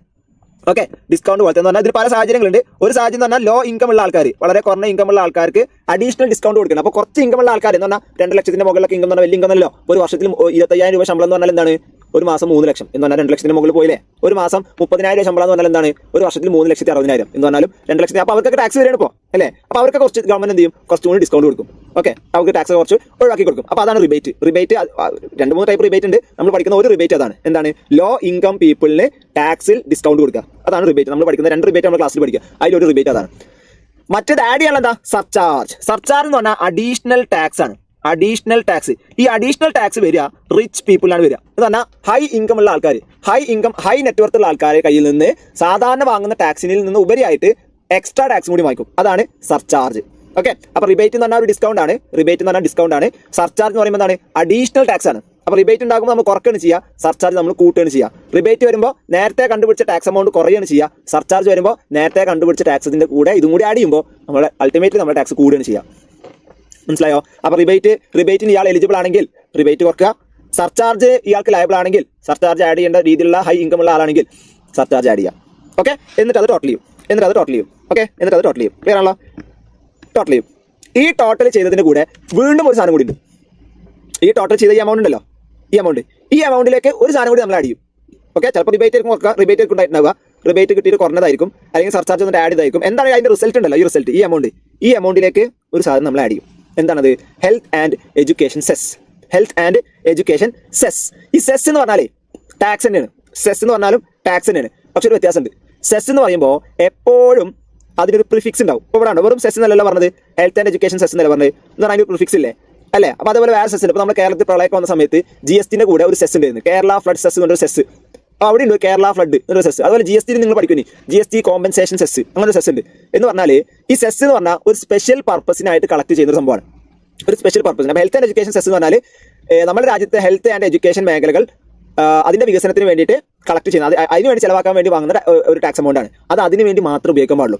അപ്പോൾ സ്പെസിഫിക് ആയിട്ടുള്ള ഒരു പർപ്പസിന് വേണ്ടിയിട്ട് കളക്ട് ചെയ്ത് അതേ പർപ്പസിന് വേണ്ടി മാത്രം ഉപയോഗിക്കാൻ സാധിക്കുന്ന ടാക്സിനെയാണ് നമ്മൾ സെസ് എന്ന് പറയാം. ക്ലിയർ ആണല്ലോ? നേരെ മറിച്ച് ടാക്സ് ആണെന്നുണ്ടെങ്കിൽ ടാക്സ് നമുക്ക് എന്തിനു ഉപയോഗിക്കാം? ഗവൺമെന്റ് എന്തിനു ഉപയോഗിക്കാം? ഏത് ആവശ്യത്തിന് ഉപയോഗിക്കാം? അപ്പോൾ ശമ്പളം കൊടുക്കാനും പെൻഷൻ കൊടുക്കാനും മറ്റ് ഡെവലപ്മെന്റിൽ വർക്ക് നടത്താനും എല്ലാത്തിനും നമുക്ക് ഗവൺമെന്റ് ടാക്സ് ഉപയോഗിക്കാൻ പറ്റും. നേരെ മറിച്ച് സെസ് എന്ത് കാര്യത്തിനാണോ വാങ്ങിച്ചത് ആ കാര്യത്തിന് വേണ്ടി മാത്രമേ അത് ഉപയോഗിക്കാൻ പറ്റുള്ളൂ. അതാണ് സെസ്സിന്റെ പ്രത്യേകത. ഓക്കെ, അപ്പോൾ ഇൻകം ടാക്സ് ഉണ്ടാകുമ്പോൾ ഇൻകം ടാക്സ് കൊടുക്കാൻ ലയബിൾ ആയിട്ടുള്ള ആൾക്കാർ അവർ കൊടുക്കുന്ന ഇൻകം ടാക്സിന്റെ കൂട്ടത്തിൽ 4% ഫിക്സ്ഡ് ആണ്. ഒരു മാറ്റമില്ല. 4% സെസ് കൂടി കൊടുക്കണം. ഹെൽത്ത് ആൻഡ് എഡ്യൂക്കേഷൻ സെസ് എന്ന് പറഞ്ഞാൽ ഇപ്പോൾ നമ്മളുടെ ഈ ഒരു ഫിഗർ ഉണ്ടല്ലോ, നമുക്ക് ഈ ആഡ് ചെയ്ത് കിട്ടിയ ഫിഗർ, ഇതിപ്പോൾ ഒരു 10 ലക്ഷം എന്ന് വിചാരിച്ചോ. 10 ലക്ഷം രൂപ ഇയാൾക്ക് ടാക്സ് വരുന്നത്. അങ്ങനെയാണെങ്കിൽ അതിന് 4% എന്ന് പറഞ്ഞാൽ എത്ര? 40,000 രൂപ ഇയാൾക്ക് സെസ് വരും. ഇപ്പോൾ സപ്പോസ് ഇതൊരു ആകെ 30,000 രൂപ എന്ന് വിചാരിച്ചോ. അങ്ങനെയാണെങ്കിൽ അതിന്റെ 4% 1200 രൂപ സെസ് വരും. അപ്പോൾ എന്ന് പറഞ്ഞാൽ ടാക്സ് ലയബിലിറ്റി വരുന്നുണ്ടോ അവിടെ സെസ് വരും. ഒരാൾക്ക് ടാക്സ് ലയബിലിറ്റി വരുന്നുണ്ടെങ്കിൽ എന്തായാലും സെസ് വരും. ഇപ്പോൾ ഒരാൾ ടാക്സ് ഒന്നുമില്ല, 0 ടാക്സ് ആണ്, ആൾക്ക് ഇൻകം ഒന്നുമില്ല, അല്ലെങ്കിൽ ഇൻകം ഉണ്ടായിരുന്നു കുറച്ച്, അതൊക്കെ ഫുൾ റിബേറ്റ് കിട്ടിയിട്ടൊക്കെ 0 ആയി മാറി. അങ്ങനെയാണെങ്കിൽ അവർക്ക് ടാക്സ് വരില്ല. മനസ്സിലായോ? ക്ലിയർ അല്ല? ടാക്സ് വരില്ല മീൻസ് സെസ് വരില്ല. ഓക്കെ, അപ്പോൾ സെസ് എപ്പോഴാണ്? നമ്മളുടെ ഒരാൾക്ക് ഏതെങ്കിലും ഒരു പേഴ്സൺ ആ പെർട്ടിക്കുലർ ഇയറിൽ ഗവൺമെന്റിന് ടാക്സ് കൊടുക്കാൻ ലയബിൾ ആണെന്നുണ്ടെങ്കിൽ, അതായത് ഫ്ലാറ്റ് റേറ്റും സ്ലാബ് റേറ്റ് ഒക്കെ നോക്കി റിബേറ്റ് ഒക്കെ അഡ്ജസ്റ്റ് ചെയ്തു, സർചാർജ് ആഡ് ചെയ്തു, എന്നിട്ട് ബാലൻസ് ടാക്സ് വരുന്നുണ്ടെങ്കിൽ ആ ടാക്സ് മേൽ കമ്പൽസറി ആയിട്ട് വരുന്ന സാധനമാണ് ഈ ഹെൽത്ത് ആൻഡ് എഡ്യൂക്കേഷൻ സെസ്. അപ്പോൾ ഈ ഹെൽത്ത് ആൻഡ് എഡ്യൂക്കേഷൻ സെസ് എന്നുള്ളത് എവിടെയും ഒരു ക്വസ്റ്റിൽ ഒന്നും പറയില്ല. അതായത് നമ്മൾ പറയുന്നത് ടാക്സ് ലയബിലിറ്റി കണ്ടുപിടിക്കാൻ പറഞ്ഞിട്ട് ഇന്ന ഇൻകംസ് എന്നൊക്കെ പറയും. അപ്പോൾ നമ്മൾ എന്ത് ചെയ്യണം? ഫ്ലാറ്റ് റേറ്റും സ്ലാബ് റേറ്റ് ഒക്കെ ഉപയോഗിച്ചിട്ട് അയാളുടെ ബേസിക് ടാക്സ് കണ്ടുപിടിക്കുക. റിബേറ്റ് ഉണ്ടെങ്കിൽ റിബേറ്റ് കൊടുക്കുക. റിബേറ്റ് ഉണ്ടോ ഒന്നും ക്വസ്റ്റിൽ പറയില്ല. ഇതൊക്കെ നമുക്ക് മനസ്സിലാവണം. റിബേറ്റ് ഉണ്ടോ സർചാർജ് ഉണ്ടോ അതൊക്കെ നമുക്ക് ഈ ക്വസ്റ്റ്യൻ കണ്ടാൽ മനസ്സിലാവും. മനസ്സിലായി? അല്ലെങ്കിൽ നമ്മൾ ഇവിടെ വരെ എത്തിക്കഴിഞ്ഞാൽ ആൻസർ ചെയ്ത് ഈ ഒരു സിറ്റുവേഷനിൽ എത്തിക്കഴിഞ്ഞാൽ നമുക്ക് എന്ത് കണ്ടുപിടിക്കാം? ടോട്ടൽ ഇൻകം എത്ര ഉണ്ട് എന്നതിനൊക്കെ അനുസരിച്ചിട്ടാണ് നമുക്ക് ഈ റിബേറ്റ് ഡിസ്കൗണ്ട് കിട്ടുന്നതും അതുപോലെ സർചാർജ് ഒക്കെ വരുന്നത്. ഇതൊന്നും ഒരിക്കലും നമുക്ക് ക്വസ്റ്റിന് തരില്ല. ഈ ക്വസ്റ്റിന് റിബേറ്റ് ഉണ്ട് കേട്ടോ, ഈ ക്വസ്റ്റിന് സർചാർജ് ഉണ്ട് കേട്ടോ, അല്ലെങ്കിൽ ഈ ക്വസ്റ്റിന് സെസ് ഉണ്ട്, ഒന്നുമില്ല, ഒന്നും പറയില്ല. നമുക്ക് മനസ്സിലാവും, വളരെ എളുപ്പമാണ്. റിബേറ്റ് ഉണ്ടെങ്കിൽ നമുക്ക് വേഗം കണ്ടാൽ മനസ്സിലാവും, സർചാർജ് ഉണ്ടെങ്കിൽ നമുക്ക് വേഗം കണ്ടാൽ മനസ്സിലാവും. ഓക്കെ, അപ്പോൾ ഞാൻ പറഞ്ഞു റിബേറ്റിന് എപ്പോഴും ഉണ്ടാകണം നിർബന്ധമൊന്നുമില്ല, ചിലപ്പോഴേ ഉണ്ടാവുള്ളൂ.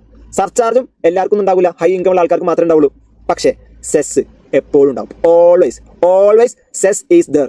ഓൾവേസ് സെസ് ഈസ് ദർ എന്ന് പറഞ്ഞാൽ ടാക്സ് ലയബിലിറ്റി ഉണ്ടോ അവിടെ സെസ് ഉണ്ട്, ടാക്സ് ലയബിലിറ്റി ഉണ്ടോ അവിടെ സെസ് ഉണ്ട്. ടാക്സ് 0 ആണെങ്കിൽ മാത്രമേ സെസ് ഇല്ലാതിരിക്കുള്ളൂ. മനസ്സിലായില്ലേ? ഓക്കെ, അപ്പോൾ സർചാർജ് ഉണ്ടാകണം നിർബന്ധമില്ല. ഹൈ ഇൻകം പീപ്പിൾ മാത്രമേ സർചാർജ് ഉണ്ടാവുള്ളൂ. റിബേറ്റ് ഉണ്ടാകണം നിർബന്ധമില്ല. വളരെ ലോ ഇൻകം പീപ്പിൾ മാത്രമേ റിബേറ്റ് ഉണ്ടാവുള്ളൂ. പിന്നെ വേറെ സിറ്റുവേഷനിലും അത് വെച്ച് വേറെ സിറ്റുവേഷൻ റിബേറ്റ് ഉണ്ടാവില്ല. മനസ്സിലായോ? പക്ഷേ സെസ് എപ്പോഴും ഉണ്ടാവും. സെസ് എപ്പോഴും ഉണ്ടാവും. ടാക്സ് ലയബിലിറ്റി ഉണ്ടെങ്കിൽ സെസ് ഉണ്ട്, ടാക്സ് ലയബിലിറ്റി ഉണ്ടെങ്കിൽ സെസ് ഉണ്ട്. Remember that. Okay, just remember that. Clear ആണല്ലോ? അപ്പോൾ 4% സെസ് എപ്പോഴും ഉണ്ടാവും. ടാക്സ് ലയബിലിറ്റി ഉണ്ടെങ്കിൽ നിർബന്ധമായിട്ടും നമ്മൾ സെസ് കമ്പ്യൂട്ട് ചെയ്യണം. ക്ലിയർ ആണോ? അപ്പോൾ ഇതും കൂടി ആഡ് ചെയ്യണം. ഇതും കൂടി ആഡ് ചെയ്ത് കഴിഞ്ഞാൽ നമുക്ക് കിട്ടുന്ന ഫിഗറിനെയാണ് നമ്മൾ എന്തെന്ന് പറയാ? Gross tax payable. ഇതാണ് ഒരു പേഴ്സൺ ആകെ കൊടുക്കേണ്ട ഗ്രോസ് ടാക്സ്. ഓക്കെ, അപ്പോൾ എങ്ങനെയൊക്കെ ഈ ഗ്രോസ് ടാക്സിലേക്ക് നമ്മൾ എത്തിയത്? ആദ്യം നമ്മൾ ടാക്സ് ലയബിലിറ്റി കണ്ടുപിടിച്ചു. എങ്ങനെ ടാക്സ് ലയബിലിറ്റി കണ്ടുപിടിച്ചത്? ഫ്ലാറ്റ് റേറ്റും സ്ലാബ് റേറ്റും ഉപയോഗിച്ചിട്ട് നമ്മൾ എന്താ പറയുക ടാക്സ് ലയബിലിറ്റി കണ്ടുപിടിച്ചു. ശരിയല്ലേ? അതിൽ നിന്ന് റിബേറ്റ് ഉണ്ടെങ്കിൽ റിബേറ്റ് മൈനസ് ചെയ്തു, സർചാർജ് ഉണ്ടെങ്കിൽ സർചാർജ് ആഡ് ചെയ്തു. ആ അഡ്ജസ്റ്റ്മെന്റിന് ശേഷം നമ്മൾ എന്ത് ചെയ്തു? സെസ് ആഡ് ചെയ്തു. ക്ലിയർ ആണോ? ഓക്കെ, ഈ ഓർഡർ സ്ട്രിക്റ്റ് ആയിട്ട് നമ്മൾ ഫോളോ ചെയ്യണം. എന്ന് പറഞ്ഞാൽ അതിൻ്റെ അകത്ത് എന്താ? നമ്മൾ ടാക്സ് കണ്ടുപിടിച്ചതിന് ശേഷം നേരെ നമ്മൾ സെസ് കാണരുത്. അതായത് ടാക്സ് കണ്ടുപിടിച്ചതിന് ശേഷം സെസ് കണ്ടുപിടിച്ചു, സെസ്സിന് ശേഷം റിബേറ്റ് വർക്കുക, ആൻസർ തെറ്റും. ഓക്കെ, അങ്ങോട്ട് മാറാൻ പാടില്ല. നിർബന്ധമായിട്ടും ടാക്സ് എമൗണ്ട് ഇനീഷ്യൽ ടാക്സ് കണ്ടുപിടിച്ച് കഴിഞ്ഞാൽ തൊട്ടുടനെ നമ്മൾ ചെയ്യേണ്ടത് റിബേറ്റോ സർചാർജ് ഉണ്ടെങ്കിൽ അത് അഡ്ജസ്റ്റ് ചെയ്യാന്നുള്ളതാണ്. അതിനുശേഷം മാത്രമേ എന്ത് ചെയ്യാൻ പാടുള്ളൂ? Health and education cess add ചെയ്യാൻ പാടുള്ളൂ. ഓക്കെ, അപ്പോൾ ടാക്സ് ലയബിലിറ്റി കണ്ടുപിടിച്ചതിന് ശേഷം ഒരിക്കലും എന്ത് ചെയ്യാൻ പാടില്ല? ഉടനെ തന്നെ എന്ത് ചെയ്ത് health and education cess add ചെയ്യാൻ പാടില്ല. അപ്പോൾ നമ്മൾ നോക്കുക, റിബേറ്റ് ഉണ്ടോ നോക്കുക, സർചാർജ് ഉണ്ടോ നോക്കുക. ഉണ്ടെങ്കിൽ അത് അഡ്ജസ്റ്റ് ചെയ്യുക, ഇല്ലെങ്കിൽ മാത്രം ഉടനെ തന്നെ എന്ത് ചെയ്യുക? നമ്മൾ സെസ് ആഡ് ചെയ്യാം. ചില ആൾക്കാർ എന്ത് ചെയ്യുന്ന വെച്ചാൽ ഈ ടാക്സ് ഓൺ ടോട്ടൽ കണ്ടുപിടിച്ചിട്ട് ആദ്യം സെസ് ആഡ് ചെയ്യും, എന്നിട്ട് അതിനുശേഷം റിബേറ്റ് വർക്കും. തെറ്റ്, ആൻസർ തെറ്റാണ്, ചെയ്യാൻ പാടില്ല. ഓക്കെ, ക്ലിയർ അല്ലേ? ഓക്കെ, അപ്പോൾ അതാണ് ഗ്രോസ് ടാക്സ് പേയബിൾ. അപ്പോൾ ഗ്രോസ് എന്നൊരു എമൗണ്ട് ഒരു വേർഡ് നമ്മൾ കാണുമ്പോൾ അതിനകത്ത് എന്താ? എന്തോ അതിന് കുറക്കാനുണ്ട് അല്ലേ? ഗ്രോസ് എന്നാണ് പറഞ്ഞത്, ഗ്രോസ് എന്നാണ് പറഞ്ഞത്. അപ്പോൾ എന്തോ അതിന് കുറക്കാനുണ്ട്. അപ്പോൾ അതിൽ കുറക്കാനുണ്ട്, ശരിയാണ്. എന്താ കുറക്കാനുള്ളതെന്ന് വെച്ചാൽ പ്രീപെയ്ഡ് ടാക്സസ് നമുക്ക് കുറക്കാം. പ്രീപെയ്ഡ് ടാക്സസ് എന്ന് പറഞ്ഞാൽ നമ്മൾ നേരത്തെ തന്നെ അടച്ചിട്ടുള്ള ടാക്സ് ഉണ്ടാവും. അതായത് നമുക്കറിയാലോ, എന്തായാലും ഇപ്പോൾ കഴിഞ്ഞ വർഷം ടാക്സ് അടച്ചിട്ടുള്ള ഒരാളാണെങ്കിൽ ഇയാളുടെ ഇൻകം കൂടിയിരിക്കുകയാണെങ്കിൽ എന്തായാലും ഈ പ്രാവശ്യം ഇയാൾക്ക് ടാക്സ് ഉണ്ടാവുമല്ലോ. അപ്പോൾ കഴിഞ്ഞ പ്രാവശ്യം ടാക്സ് ഇല്ല, അതുകൊണ്ട് ഈ പ്രാവശ്യം ടാക്സ് ഉണ്ടാവും നമുക്ക് ഉറപ്പ് പറയാൻ പറ്റില്ല. ഞാൻ പറഞ്ഞത് നമ്മളെപ്പോലെ ടാക്സ് പഠിച്ച ആൾക്കാരല്ലോ ബിസിനസ് ചെയ്യണതും അല്ലെങ്കിൽ എന്താ പറയുക ജോലിക്ക് പോകുന്നത്. അപ്പോൾ അവർക്ക് അറിയില്ല ടാക്സ് റേറ്റും കാര്യങ്ങളൊന്നും. ഇപ്പോൾ ടാക്സ് റേറ്റ് മാറുന്നതൊന്നും അവരെ സംബന്ധിച്ചിടത്തോളം അവർക്ക് അറിയുണ്ടാവില്ല അല്ല. അപ്പോൾ ഒരു കോമൺ സെൻസിലേക്കാണ് അവർ നമുക്ക് എത്ര ടാക്സ് വരും എന്നൊക്കെ, അല്ലെങ്കിൽ പിന്നെ നമ്മളെപ്പോലെ ആരുടെയെങ്കിലും ചോദിച്ച് മനസ്സിലാക്കണം അല്ലേ? ടാക്സ് ഓഫീസുകളിലൊക്കെ പോയി ചോദിച്ച് മനസ്സിലാക്കിയാൽ മാത്രമാണ് അവരുടെ ഇൻകം ഡീറ്റെയിൽസ് ഒക്കെ ഷെയർ ചെയ്തിട്ട് എനിക്ക് എത്ര ടാക്സ് വരും എന്നൊക്കെ ചോദിച്ചാൽ മാത്രമാണ് ഇവർക്ക് എത്ര ടാക്സ് വരുന്നതൊക്കെ അവർ പറഞ്ഞു കൊടുക്കും. അങ്ങനെ അവർക്ക് അല്ലാണ്ട് അവർക്ക് പറ്റില്ലല്ലോ. സാധാരണ ഒരു ബിസിനസ്സുകാരോ അല്ലെങ്കിൽ സാലറി പേഴ്സൺ ഒന്നും ഈ മേഖലയില്ലാത്ത ആൾക്കാർ, ഫിനാൻസ് മേഖലയില്ലാത്ത ആൾക്കാർക്കൊന്നും അത് മനസ്സിലാക്കണമെന്നില്ലല്ലോ. അപ്പോൾ അവരുടെ അണ്ടർസ്റ്റാൻഡിംഗ് എന്തായിരിക്കും? മുൻ വർഷങ്ങളിൽ ടാക്സ് അടച്ചിട്ടുണ്ടെങ്കിൽ അടുത്ത വർഷം ടാക്സ് ഉണ്ടാവാൻ സാധ്യതയുണ്ട്. കാരണം നോർമലി ഒരാളുടെ ഇൻകം ഓരോ വർഷത്തിൽ കൂടുതലുള്ള ചെയ്യാം നോർമലി അല്ലേ? നഷ്ടമുള്ള ബിസിനസ് ആകുമ്പോൾ നഷ്ടപ്പെടുന്നവർക്ക് ഉണ്ടാവും. ഞാൻ ഒരു ഇത് പറഞ്ഞതേ ഉള്ളൂ. ഓക്കെ, അപ്പോൾ അങ്ങനെ ടാക്സ് നേരത്തെ അടച്ചിട്ടുണ്ട്, ടാക്സ് അടക്കാൻ സാധ്യതയുണ്ടെന്ന് തോന്നുകയാണെങ്കിൽ ഒറ്റയടിക്ക് ഇപ്പോൾ ഈ അസസ്മെന്റ് ഇയർ ചെയ്യുന്ന സമയത്ത് അസസ്മെന്റ് ഇയറിൽ ഒറ്റയടിക്ക് കുറേ ടാക്സ് അടക്കുന്നതിന് പകരം കുറച്ചായിട്ട് നമുക്ക് നേരത്തെ തന്നെ അടക്കാം. അഡ്വാൻസ് ആയിട്ട് അങ്ങനത്തെ ഒരു ഫെസിലിറ്റി ഒക്കെ ഇൻകം ടാക്സിൽ ഉണ്ട്. അഡ്വാൻസ് ആയിട്ടൊക്കെ കുറച്ച് ടാക്സ് നമുക്ക് നേരത്തെ അടച്ചു വെക്കാം. എന്ന് പറഞ്ഞാൽ എന്താ? നമ്മൾ അൾട്ടിമേറ്റ്ലി ഗവൺമെന്റ് കൊടുക്കേണ്ട ടാക്സ് കൊടുക്കുന്ന സമയം ഉണ്ടല്ലോ, ആ സമയത്തിന് മുന്നേ തന്നെ നമ്മൾ കുറച്ചായിട്ട് നമ്മൾ ടാക്സ് കൊടുക്കുക. ഓക്കെ, അപ്പോൾ അതിനാണ് നമ്മൾ പ്രീപെയ്ഡ് ടാക്സസ് എന്ന് പറയാം. അപ്പോൾ പ്രീപെയ്ഡ് ടാക്സ് പല രീതിയിൽ വരും. അഡ്വാൻസ് ടാക്സിന്റെ ഫോമിൽ വരും, TDS എന്ന് പറയുന്ന സാധനം ആ രീതിയിൽ വരും, അതുപോലെ TCS എന്നുള്ള രീതിയിലൊക്കെ വരും. ഓക്കെ, അപ്പോൾ പ്രീപെയ്ഡ് ടാക്സസ്, അതുപോലെ ചില ക്രെഡിറ്റുകൾ എന്ന് പറഞ്ഞാൽ നമുക്ക് ഇങ്ങോട്ട് കിട്ടാനുള്ള ചില സംഭവങ്ങൾ, അതുപോലെ റിലീഫുകൾ, നമ്മൾ ടാക്സ് അടക്കാണെങ്കിൽ കിട്ടുന്ന ചില എന്താ പറയുക ആനുകൂല്യങ്ങൾ, ചില ആശ്വാസം. ഓക്കെ, അപ്പോൾ ഇങ്ങനെയുള്ള സംഭവങ്ങളൊക്കെ നമുക്ക് എന്ത് ചെയ്യാം? മൈനസ് ചെയ്യാൻ പറ്റും. അപ്പോൾ ഗ്രോസ് ടാക്സ് പേയബിൾ കണ്ടുപിടിച്ചതിന് ശേഷം എങ്ങനെ ഗ്രോസ് ടാക്സ് പേയബിൾ കണ്ടുപിടിക്കുക? ടോട്ടൽ ടാക്സ്, അതിൽ നിന്ന് റിബേറ്റോ സർചാർജ് ഉണ്ടെങ്കിൽ അത് അഡ്ജസ്റ്റ് ചെയ്യുക, അതിനുശേഷം സെസ് 4% ആഡ് ചെയ്യുക. അപ്പോഴാണ് നമുക്ക് ഗ്രോസ് ടാക്സ് കിട്ടുക. ഈ ഗ്രോസ് ടാക്സ് കിട്ടിയതിന് ശേഷം പ്രീപെയ്ഡ് ടാക്സസ് വല്ലതും ഉണ്ടെങ്കിൽ അത് നമുക്ക് മൈനസ് ചെയ്യാം. അപ്പോൾ നമുക്കൊരു നെറ്റ് ഫിഗർ കിട്ടും. ഓക്കെ, നമ്മൾ പേര് തൊട്ടില്ല, ഒരു ഫിഗർ വരും. ഇനി അതിലേക്ക് ചില കേസുകളിൽ ഇവർ ടാക്സ് അടക്കാൻ ഡിലേ വരുത്തുക, അല്ലെങ്കിൽ മറ്റുള്ള ഗവൺമെന്റിലേക്ക് സബ്മിറ്റ് ചെയ്യാനുള്ള ചില സംഭവങ്ങൾ, ചില റിപ്പോർട്ടുകളൊക്കെ കൊടുക്കാൻ ഡിലേ വന്നു കഴിഞ്ഞാൽ ഗവൺമെന്റ് എന്ത് ചെയ്യും? അവരുടെ കയ്യിൽ നിന്ന് ചില ഫൈനുകളൊക്കെ വാങ്ങും, ചില ഫൈനുകൾ ഈടാക്കും. ഇപ്പോൾ നമ്മൾ CA രജിസ്റ്റർ ചെയ്യുന്ന സമയത്ത് എക്സാമിനൊക്കെ രജിസ്റ്റർ ചെയ്യുന്ന സമയത്ത് നമുക്ക് ആദ്യം ഒരു ഫീസ് വരും, എക്സാം രജിസ്റ്റർ ചെയ്യാൻ വേണ്ടി ഒരു ഫീസ് വരും. ഓക്കെ, പിന്നീട് ചിലപ്പോൾ നമ്മൾ ആ സമയത്ത് നമ്മൾ രജിസ്റ്റർ ചെയ്തിട്ടുണ്ടാവില്ല. അപ്പോൾ ഒരു അടുത്തൊരു ഫെസിലിറ്റി നമുക്ക് ഫൈൻ അടച്ചിട്ട് നമുക്ക് അടക്കാൻ പറ്റും. എന്ന് പറഞ്ഞാൽ സാധാരണ ഒരു ഉദാഹരണം പറയുമ്പോൾ മെയിൽ അടക്കാൻ പോകുന്ന അറ്റംപ്റ്റിന് April 10 രജിസ്റ്റർ ചെയ്യണം. അപ്പോൾ ഒരു 1500 ഫീ, എക്സാം പറയണേ 2000 ഫീ. ഓക്കെ, ആ 10 കഴിഞ്ഞിട്ടും നമുക്ക് രജിസ്റ്റർ ചെയ്യണമെങ്കിൽ എന്ത് ചെയ്യേണ്ടി വരും? ഒരു 500 ഫൈൻ കൂടി അടക്കേണ്ടി വരും. അങ്ങനെ ഉണ്ടാവില്ലേ? ഇപ്പോൾ നമ്മൾ വീട്ടിൽ കറണ്ട് ബില്ലൊക്കെ വന്നു കഴിഞ്ഞാൽ കറണ്ട് ബില്ല് അടക്കാൻ ഒരു സമയം തന്നിട്ടുണ്ടാവും അല്ലേ? ആ സമയത്ത് നമ്മൾ കറണ്ട് ബില്ല് അടക്കുക. എന്നിട്ട് കറണ്ട് ബില്ല് അടക്കാനുള്ള സമയം കഴിഞ്ഞിട്ട് നമുക്ക് ഫൈനോട് കൂടിയിട്ട് കറണ്ട് ബില്ല് അടക്കാനുള്ള സമയം ഉണ്ടാവും. അപ്പോൾ ഫൈനോട് കൂടിയിട്ട് നമ്മൾ കറണ്ട് ബില്ല് അടക്കാം. എന്നിട്ട് നമ്മൾ കറണ്ട് ബില്ല് അടച്ചില്ലെങ്കിലോ നമ്മൾ ഫ്യൂസ് ഊരിക്കൊണ്ട് പോകുക എന്ന് പറഞ്ഞാൽ നമ്മൾ കണക്ഷൻ അവർ കട്ട് ചെയ്യും അല്ലേ. അപ്പോൾ എന്ന് പറഞ്ഞതുപോലെ തന്നെ ഇൻകം ടാക്സ് ഡിപ്പാർട്ട്മെന്റിന് നമ്മൾ ടാക്സ് കൊടുക്കാനൊക്കെ അതേപോലെ നമ്മുടെ കണക്കും കാര്യങ്ങളൊക്കെ ഗവൺമെന്റിലേക്ക് സബ്മിറ്റ് ചെയ്യാൻ ഒരു നിശ്ചിത സമയം തന്നിട്ടുണ്ട്, ഒരു സമയം നിശ്ചയിച്ചിട്ടുണ്ട്. അതിൻ്റെ ഉള്ളിൽ നമ്മൾ ചെയ്യണം. ചെയ്യുന്നുണ്ടെങ്കിൽ നമുക്ക് ഫൈനോ കാര്യങ്ങളൊന്നുമില്ല. പക്ഷേ ആ സമയത്തിന് ആദ്യം നമുക്ക് നിശ്ചയിച്ച് തന്നിട്ടുള്ള സമയത്തിനുള്ളിൽ നമ്മൾ ചെയ്തിട്ടില്ലെങ്കിൽ പിന്നെ നമുക്ക് ചെയ്യണമെന്നുണ്ടെങ്കിൽ നമ്മൾ എന്താണ് കുറച്ച് ഫൈനും കാര്യങ്ങളൊക്കെ അടക്കേണ്ടി വരും. ഓക്കെ, അപ്പോൾ ആ സമയം കഴിഞ്ഞിട്ടും നമ്മൾ ചെയ്തിട്ട് നമുക്ക് ചെയ്യാനേ പറ്റില്ല. അത് പിന്നെ ഡിപ്പാർട്ട്മെന്റ് ഫർദർ ആക്ഷൻസ് എടുക്കും, പെനാൽറ്റി കാര്യങ്ങളൊക്കെ ആയിട്ട്. അത് വലിയ കൊല്ലാപ്പാവും. ഓക്കെ, അത് നമുക്ക് വഴി മനസ്സിലാവും നമ്മൾ. ഓക്കെ, അപ്പോൾ അങ്ങനെ വല്ല ഫൈനോ പെനാൽറ്റി വന്നിട്ടുണ്ടെങ്കിൽ അത് ആഡ് ചെയ്യാം. ഓക്കെ, അപ്പോൾ അത് ആഡ് ചെയ്യുമ്പോൾ നിങ്ങൾക്ക് വേണമെങ്കിൽ ഇങ്ങനെ ചെയ്യാം കേട്ടോ. ഇപ്പോൾ ഇത് അങ്ങോട്ടും ഇങ്ങോട്ടും മാറിപ്പോയാലും കുഴപ്പമില്ല. അതായത് ഈ ഗ്രോസ് ടാക്സ് പേബിൾ കണ്ടുപിടിച്ചിട്ട് അതിനുശേഷം നമ്മൾ ഇത് ഇൻട്രസ്റ്റ് ലേറ്റ് ഫീസ് ഒക്കെ ആഡ് ചെയ്യുക. എന്നിട്ട് നമ്മൾ പ്രീപെയ്ഡ് ടാക്സ് കുറക്കുക. നോ പ്രോബ്ലം, പ്രശ്നമില്ല. നമ്മൾ ആൻസറിൽ ഒരു മാറ്റം ഉണ്ടാവില്ല. കാരണം എന്താ നോക്കി നോക്കി ഇപ്പോൾ നമ്മളെ ഗ്രോസ് ടാക്സ് പേബിളേ 1,00,000 വന്നു വിചാരിച്ചോ. ഓക്കെ, നമുക്ക് ഫൈൻ വന്നത് 5,000 എന്ന് വിചാരിച്ചോ. ഓക്കെ, പ്രീപെയ്ഡ് ടാക്സ് 50,000 എന്ന് വിചാരിച്ചോ. അപ്പോൾ 1,00,000 5,000 അല്ലെങ്കിൽ 5,000 ആഡ് ചെയ്തിട്ട് 50,000 കുറച്ചാലും 1,00,000 നിന്ന് 50,000 കുറച്ചതിന് ശേഷം 5,000 ആഡ് ചെയ്താലും ഒക്കെ സെയിം അല്ലേ? എല്ലാം സെയിം അല്ലേ? കാരണം ഇവിടെ പെർസെൻറ്റേജ് ഒന്നല്ല, ഒരു ഫിക്സ്ഡ് റേറ്റ് ഒക്കെയാണ് വരിക. മറ്റേ നമ്മൾ അങ്ങോട്ട് മാറാൻ പാടില്ല എന്ന് പറഞ്ഞാൽ എന്താ, ഹെൽത്ത് ആൻഡ് എഡ്യൂക്കേഷൻ സെസ് എന്നുള്ളത് ഈ ഫിഗറിന്റെ 4% റേറ്റ് പെർസെൻറ്റേജ് ആണ്. അപ്പോൾ അതുകൊണ്ടാണ് അത് അങ്ങോട്ട് മാറരുതെന്ന് പറഞ്ഞത്. അവിടെ നമ്മൾ ആദ്യം റിബേറ്റ് കുറക്കുന്നതിന് പകരം ആദ്യം സെസ് ആഡ് ചെയ്തിട്ട് പിന്നെ റിബേറ്റ് കുറഞ്ഞ തെറ്റും. കാരണം എന്താ, നമ്മൾ health and education cess compute ചെയ്യുന്നത് റിബേറ്റ് കുറച്ചതിന് ശേഷമുള്ള എമൗണ്ടുമിലാണ്. ഇപ്പോൾ സപ്പോസ് ഇതൊരു 10,000 ആണ്, റിബേറ്റ് 2,500 ആണെന്നുണ്ടെങ്കിൽ 7,500 രൂപയിലാണ് നമ്മൾ സെസ് നമ്മൾ ആക്ച്വലി നോക്കേണ്ടത്. പക്ഷേ നമ്മൾ അങ്ങനെ നോക്കുന്നതിന് പകരം റിബേറ്റിന് മുന്നേ തന്നെ നമ്മൾ പോയിട്ട് 4% ആഡ് ചെയ്താൽ ഈ 10,000 നമ്മൾ 4% ആഡ് ചെയ്യുക. അപ്പോൾ നമ്മൾ ആൻസർ തെറ്റൂലേ? ആൻസർ തെറ്റും. അപ്പോൾ അതുകൊണ്ടാണ് ഞാൻ പറഞ്ഞത് ഇവിടം വരെ ഈ ഗ്രോസ് ടാക്സ് കണ്ടുപിടിക്കുന്നത് വരെ സ്ട്രിക്റ്റ് ആയിട്ട് ഈ ഓർഡർ തന്നെ നമ്മൾ ഫോളോ ചെയ്യണം. അതിനുശേഷം 2 കാര്യങ്ങൾ നമുക്ക് ചെയ്യാമല്ലോ, ഒന്ന് ആഡ് ചെയ്യാനും ഒന്ന് ലെസ് ചെയ്യാനും. എന്താ ആഡ് ചെയ്യുക? ഫൈന്, ഇൻട്രസ്റ്റ്, പെനാൽറ്റി എന്നിട്ട് നമ്മളൊക്കെ നമ്മൾ ആഡ് ചെയ്യുക. പീനൽ ഇൻട്രസ്റ്റ് അല്ലെങ്കിൽ ലേറ്റ് ഫീസ് എന്ന് പറഞ്ഞാൽ ഫൈന്, അതൊക്കെ നമ്മൾ ആഡ് ചെയ്യുക. പ്രീപെയ്ഡ് ടാക്സസ് വല്ലതുണ്ടെങ്കിൽ അത് മൈനസ് ചെയ്യുക. ഇതാണ് നമുക്ക് ചെയ്യാനുള്ളത് അല്ലേ? ഇത് അങ്ങോട്ടും ഇങ്ങോട്ടും മാറിപ്പോയാൽ ഒരു പ്രശ്നമല്ല. ആദ്യം നമുക്ക് ഫൈനൊക്കെ ആഡ് ചെയ്തതിന് ശേഷം പ്രീപെയ്ഡ് ടാക്സസ് കുറക്കാം, അല്ലെങ്കിൽ ആദ്യം പ്രീപെയ്ഡ് ടാക്സ് കുറച്ചതിന് ശേഷം ഫൈൻ നമുക്ക് ആഡ് ചെയ്യാം. ബോത്ത് ആർ ആക്സെപ്റ്റബിൾ, രണ്ടായാലും കുഴപ്പമില്ല, ആൻസർ തെറ്റൂല. ക്ലിയർ അല്ലേ? അപ്പോൾ ഇതും കൂടി ചെയ്ത് കഴിഞ്ഞാൽ ബാലൻസ് കിട്ടുന്നതാണ് ഒരാൾ നെറ്റായിട്ട് ഇനി ഗവൺമെന്റിന് കൊടുക്കാനുള്ള ടാക്സ്. ഓക്കെ, അപ്പോൾ നമ്മൾ ആദ്യം സ്ലാബ് റേറ്റും ഫ്ലാറ്റ് റേറ്റും ഉപയോഗിച്ച് നമ്മൾ ടാക്സ് എമൗണ്ട് കണ്ടുപിടിച്ചു. അവിടെ അവസാനിച്ചിട്ടില്ല. അതിൽ നിന്ന് ചിലപ്പോൾ ഇവർക്ക് റിബേറ്റ് കിട്ടും. റിബേറ്റ് കിട്ടുക എന്ന് പറഞ്ഞാൽ അവിടെ നമുക്ക് എന്ത് ചെയ്യാം? മൈനസ് ചെയ്യാൻ പറ്റും. ഡിസ്കൗണ്ട് ആണ്, അത് നമുക്ക് കുറക്കാം. അപ്പോൾ നമ്മുടെ നേരത്തെ കണ്ടുപിടിച്ചിട്ടുള്ള ടാക്സ് എമൗണ്ട് കുറയും. നേരെ മറിച്ച് ചില ആൾക്കാർക്ക് സർചാർജ് ആണ് അപ്ലിക്കബിൾ ആവുക. സർചാർജ് എന്ന് പറഞ്ഞാൽ എന്താ? അഡീഷണൽ ടാക്സ് ആണ്. അഡീഷണൽ ടാക്സിന്മേ ടാക്സ് വരികയാണ്. മനസ്സിലായില്ലേ? അപ്പോൾ അത് എന്താണ്? അയാളുടെ ടാക്സ് നേരത്തെ കണ്ടുപിടിച്ച ടാക്സിന് കൂട്ടുകയാണ് ചെയ്യുക. അപ്പോൾ റിബേറ്റ് ഉണ്ടെങ്കിൽ റിബേറ്റ് കുറക്കുക, സർചാർജ് ഉണ്ടെങ്കിൽ സർചാർജ് ആഡ് ചെയ്യുക. അപ്പോൾ നമുക്ക് കിട്ടുന്ന ഫിഗർ ഉണ്ടാവും. ആ ഫിഗറിലാണ് നമ്മൾ എന്ത് ചെയ്യേണ്ടത്? സെസ് ആഡ് ചെയ്യേണ്ടത്. Health and education cess 4% add ചെയ്യണം. അപ്പോൾ നമുക്കൊരു ഫിഗർ കിട്ടും. അതിനാണ് നമുക്ക് ഗ്രോസ് ടാക്സ് പേയബിൾ. അതിനപ്പുറത്തേക്ക് ഞങ്ങൾക്ക് ടാക്സ് വരില്ല, പിന്നെ ഫൈനൊക്കെ വരാം. ഓക്കെ, അപ്പോൾ ഗ്രോസ് ടാക്സ് പേയബിൾ. ആ ഗ്രോസ് ടാക്സ് പേയബിളിലേക്ക് നമുക്ക് ഫൈൻ ഉണ്ടെങ്കിൽ ഫൈൻ ആഡ് ചെയ്യാം. എന്നിട്ട് പ്രീപെയ്ഡ് ടാക്സ് ഉണ്ടെങ്കിൽ അത് മൈനസ് ചെയ്യാം. തിരിച്ചും ചെയ്യാം. ആദ്യം പ്രീപെയ്ഡ് ടാക്സ് മൈനസ് ചെയ്തിട്ട് പിന്നീട് ഫൈൻ ആഡ് ചെയ്യാം. അപ്പോൾ ഫൈനൽ കിട്ടുന്ന ഫിഗർ ആയിരിക്കും നമ്മുടെ നെറ്റ് ടാക്സ് പേയബിൾ. ഓക്കെ, ഇവിടെ ഒരു കാര്യം ഞാൻ എഴുതിയിട്ടുണ്ട്, റീഫണ്ട്. എന്താ റീഫണ്ട്? അപ്പോൾ സപ്പോസ് ഇയാൾക്ക് ഗ്രോസ് ടാക്സ് പേയബിൾ വന്നത് 50,000 എന്ന് വിചാരിച്ചോ. ഇയാൾ എന്ത് ചെയ്തു? 60,000 രൂപയ്ക്ക് എനിക്ക് ടാക്സ് വരികയായിരിക്കും എന്ന് വിചാരിച്ചിട്ട് 60,000 രൂപ തന്നെ അഡ്വാൻസ് ആയിട്ട് അടച്ചു വെച്ചു. പ്രീപെയ്ഡ് ആയിട്ടേ 60,000 രൂപ അടച്ചു വെച്ചിട്ടുണ്ട്. പക്ഷേ ഇയാൾക്ക് ആക്ച്വലി 50,000 വന്നുള്ളൂ. അപ്പോൾ 50,000 രൂപ അടക്കേണ്ട ആൾ നേരത്തെ തന്നെ അഡ്വാൻസ് ആയിട്ട് 60,000 കൊടുത്താൽ എന്താ സംഭവിക്കുക? 10,000 രൂപ എക്സസ് ആയില്ലേ? അപ്പോൾ 10,000 രൂപ ഗവൺമെന്റ് എന്ത് ചെയ്യും? അയാൾക്ക് തിരിച്ചു കൊടുക്കും. ഓക്കെ, ഇല്ലാത്ത പൈസ ഒന്നും ഗവൺമെന്റ് മേടിക്കില്ല. ഓക്കെ, ഉള്ള പൈസ മേടിക്കുള്ളൂ. ഓക്കെ, അപ്പോൾ 10,000 റുപ്പീസ് എക്സ്ട്രാ അടച്ചിട്ടുള്ളത്. അപ്പോൾ അതാണ് റീഫണ്ട് പറഞ്ഞത്. ഓക്കെ, ക്ലിയർ ആണല്ലോ? യെസ്. അപ്പോൾ നിങ്ങൾ ചെയ്യേണ്ട കാര്യം എന്ന് വെച്ചാൽ ഈ മൊത്തം ഇതുവരെയുള്ള സംഭവങ്ങളൊക്കെ ഫുള്ളായിട്ട് നോക്കുക. എന്നിട്ട് അതിനുശേഷം നമ്മൾ കുറച്ച് ക്വസ്റ്റ്യൻസ് ഒക്കെ ചെയ്യാൻ പോകണം. നെറ്റ് ടാക്സ് കണ്ടുപിടിക്കാൻ പോകണം.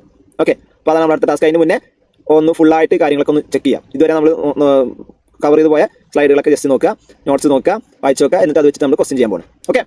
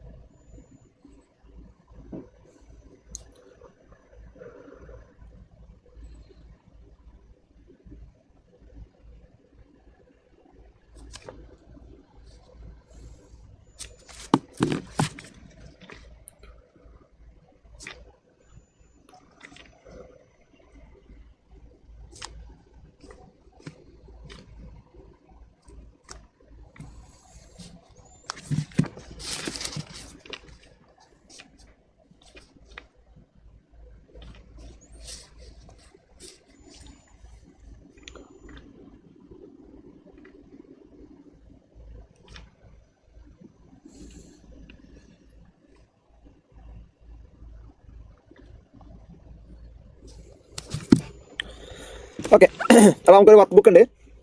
വർക്ക് ബുക്കിലെ കുറച്ച് ക്വസ്റ്റ്യൻസ് ഒക്കെ നമുക്ക് ക്ലാസ്സിൽ ചെയ്യേണ്ട ക്വസ്റ്റ്യൻസ് ഒക്കെ ഉണ്ട്. ഓക്കെ, അപ്പോൾ ആദ്യം നമ്മൾ ചെയ്യുന്ന ക്വസ്റ്റ്യൻസ്, ഇപ്പോൾ നമ്മൾ ആദ്യത്തെ 2-3 നമ്മൾ ഈ ബേസിക്സ് എടുക്കുന്ന സമയത്തുള്ള ക്വസ്റ്റ്യൻസ് തന്നെ ജസ്റ്റ് ക്ലാസ് പർപ്പസിന് വേണ്ടി ഞാൻ ഉണ്ടാക്കിയുള്ള ക്വസ്റ്റ്യൻസ് ആണ്. എക്സാം ക്വസ്റ്റ്യൻസ് ഒന്നുമില്ല. എക്സാം ക്വസ്റ്റ്യൻസ് നമ്മൾ ഓരോ ചാപ്റ്റേഴ്സ് എടുക്കുമ്പോൾ എക്സാം ക്വസ്റ്റ്യൻസ് കൂടി കവർ ചെയ്യും, ഇൻസ്റ്റിറ്റ്യൂട്ട് മെറ്റീരിയൽ ക്വസ്റ്റ്യൻസ് ഒക്കെ കവർ ചെയ്യും. ഓക്കെ, അപ്പോൾ ഇത് നമുക്ക് ഇത് എക്സാം ക്വസ്റ്റ്യൻസിന്റെ ഫോർമാറ്റ് ഒക്കെ തന്നെയാണ്, മുന്നേ ചോദിച്ചുള്ള ക്വസ്റ്റ്യൻസിന്റെ ഫോർമാറ്റ് ഒക്കെ തന്നെയാണ്, പക്ഷേ ഞാൻ ഉണ്ടാക്കിയതാണ് മാത്രം. Okay, yes. അപ്പോൾ അത് ആദ്യത്തെ ക്വസ്റ്റ്യൻ നമുക്ക് ചെയ്യാം. First question. ഓക്കെ, അപ്പോൾ compute total income and tax liability of mister Karun for assessment year 24-25. Assessment year 24-25 എന്ന് പറഞ്ഞാൽ എന്താ? അസസ്മെന്റ് ഇയർ 24-25 എന്ന് പറഞ്ഞാൽ ആക്ച്വലി ഏതാ വർഷം? പ്രീവിയസ് ഇയർ 23-24 അല്ലേ? Previous year 23-24. Okay, under old and new regimes, രണ്ട് റെജീമിലും ആൻസർ കണ്ടെത്താനാണ് പറഞ്ഞിട്ടുള്ളത്. അപ്പോൾ ഇൻകം ഫ്രം സാലറീസ് 8 lakh ആണ്. Income from other source 4 lakh. Long term capital gain 3 lakh. അപ്പോൾ ലോങ് ടേം ക്യാപിറ്റൽ ഗെയിൻ ആകുമ്പോൾ നമുക്ക് അറിയാതെ എന്താണ്? ഫ്ലാറ്റ് റേറ്റ് അപ്ലിക്കബിൾ ആകുന്ന ഇൻകാണ്. ശരിയല്ലേ? എത്രയാണ്? 20%. Deduction under chapter 6A 1 lakh. TDS എന്ന് പറഞ്ഞാൽ ടാക്സ് ഡിഡക്റ്റഡ് സോഴ്സ് എന്ന് പറഞ്ഞാൽ അത് പ്രീപെയ്ഡ് ടാക്സ് ആണ്. എന്താണ് TDS എന്നൊക്കെ നമുക്ക് ഡിസ്കസ് ചെയ്യാം കേട്ടോ. പിന്നെ ഇത് പ്രീപെയ്ഡ് ടാക്സ് ആണ്. ഓക്കെ, അപ്പോൾ രണ്ട് കാര്യങ്ങളാണ് നമ്മളോട് പറഞ്ഞിട്ടുള്ളത്. ടോട്ടൽ ഇൻകം കണ്ടുപിടിക്കണം, അതേപോലെ ടാക്സ് ലയബിലിറ്റി കണ്ടുപിടിക്കണം. ഓക്കെ, അപ്പോൾ ആളുടെ ഏജോ കാര്യങ്ങളൊന്നും തന്നിട്ടില്ല. അപ്പോൾ നമ്മൾ അസ്യൂം ചെയ്യുക ആൾക്ക് 60 വയസ്സൊന്നും എത്തിയിട്ടില്ല. വയസ്സ് തരികയാണെങ്കിൽ മാത്രമേ നമ്മളത് കൺസിഡർ ചെയ്യേണ്ട ആവശ്യമുള്ളൂ, അല്ലെങ്കിൽ അത് അയാൾ ഒരു നോർമൽ പേഴ്സൺ ആയിട്ട് എടുക്കുക. ഓക്കെ, ഇപ്പോൾ രണ്ടാമത്തെ ക്വസ്റ്റ്യൻ 70 വയസ്സെന്നൊക്കെ തന്നിട്ടുണ്ട്. അപ്പോൾ അങ്ങനത്തെ കേസുകളിൽ മാത്രമേ നമ്മൾ അത് നോക്കേണ്ട ആവശ്യമുള്ളൂ. അതർവൈസ് എന്താണ് നോർമൽ ഡിഫോൾട്ട് ആയിട്ടുള്ള റൂൾസ് എന്താണ് അതാണ് നമ്മൾ അപ്ലിക്കബിൾ ആക്കേണ്ടത്. അപ്പോൾ ആദ്യം നമ്മൾ നേരത്തെ ചെയ്തതുപോലെ എന്ത് ചെയ്യുക? ടോട്ടൽ ഇൻകം കണ്ടുപിടിക്കുക, അതിനുശേഷം ടാക്സ് ലയബിലിറ്റി കണ്ടുപിടിക്കുക. യെസ്.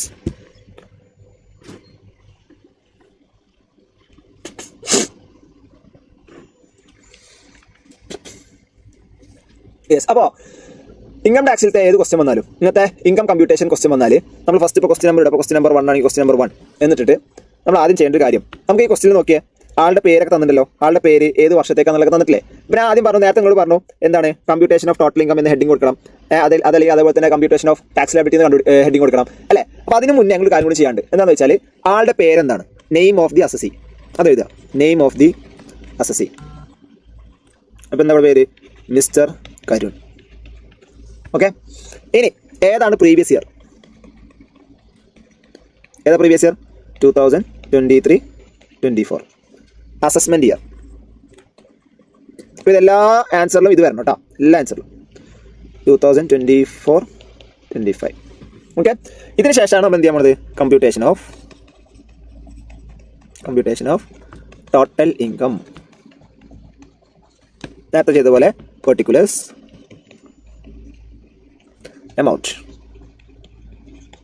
എമൗണ്ടിന് റുപ്പീ സിമ്പിൾ കൊടുക്കുക. ഓക്കെ, ഞാൻ പറഞ്ഞു രണ്ട് അറ്റത്തായിട്ട് എഴുതണം എപ്പോഴും. അണ്ടർലൈൻ ചെയ്തോ.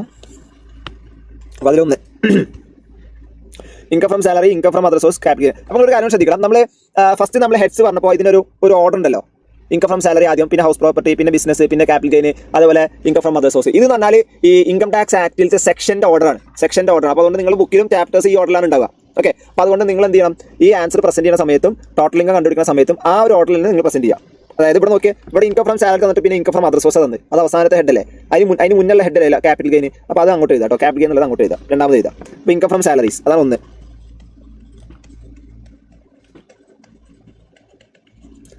2 ക്യാപിറ്റൽ ഗെയിൻ, അതിൽ long term capital gain.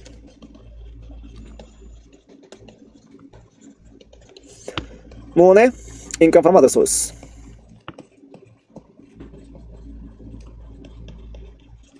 Okay, അപ്പോൾ എമൗണ്ട് എത്ര? Amount income from salary 8, capital gain 3, other source 4. അപ്പോൾ 8 lakh. Income from other source 4, മറ്റേ 3.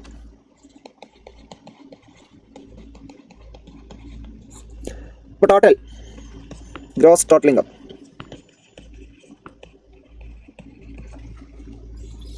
എത്ര? 15 lakh. ലെസ്, ഒന്നാൽ ലെസ് കൊടുക്കുക, അല്ലെങ്കിൽ മൈനസ് സിമ്പിൾ കൊടുക്കുക.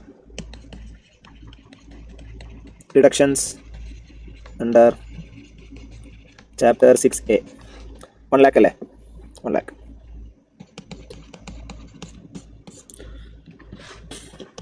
Total income 14 lakh. ഓക്കെ, അപ്പോൾ ഫസ്റ്റ് പാർട്ട് കംപ്ലീറ്റ് ആയി അല്ലേ? ക്ലിയർ? ഇനി അടുത്ത പണി computation of tax liability.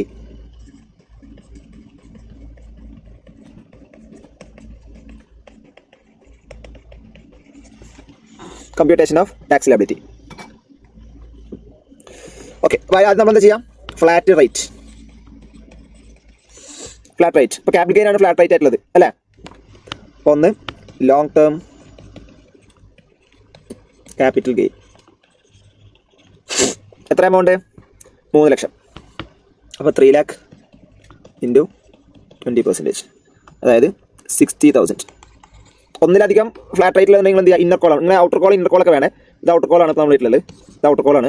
Outer call എന്ന് ഞാൻ പറഞ്ഞത് നിങ്ങൾ വരക്കണമെന്നില്ല, ആ ഒരു ഇതുണ്ടായാൽ മതി. ഇതിപ്പോൾ സപ്പോസ് 2 ഉണ്ടെന്ന് വിചാരിച്ചോ, ഇവിടെ എ ഉണ്ട് ബി ഉണ്ട് എന്ന് വിചാരിച്ചോ. അപ്പോൾ അങ്ങനെ എന്ത് ചെയ്യണം? 60,000 ഇടുക, രണ്ടാമത്തേന് ഇപ്പോൾ 60,000 അങ്ങനെ ഇടുക, എന്നിട്ട് ടോട്ടൽ ചെയ്തിട്ട് 1,20,000 ഇങ്ങോട്ട് എഴുതുക. അങ്ങനെ ചെയ്യേണ്ടത് കേട്ടോ. ഇവിടെ ആ ഒരെണ്ണേ ഉള്ളൂ, അതുകൊണ്ട് ഞാൻ ഡയറക്റ്റ്ലി അങ്ങോട്ട് എഴുതി.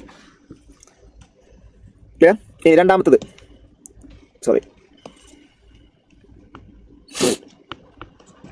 Slab tax, slab rate. അതിൽ എ വേണ്ട ആവശ്യമില്ല. അപ്പോൾ സ്ലാബ് റേറ്റ് എങ്ങനെ നമ്മൾ കണ്ടുപിടിക്കാം? ടോട്ടൽ ഇൻകം എത്രയാണ്? 14 lakh. 14 lakhൽ നിന്ന് 3 lakh പോയാൽ ബാലൻസ് എത്ര ഉണ്ട്? 11 lakh.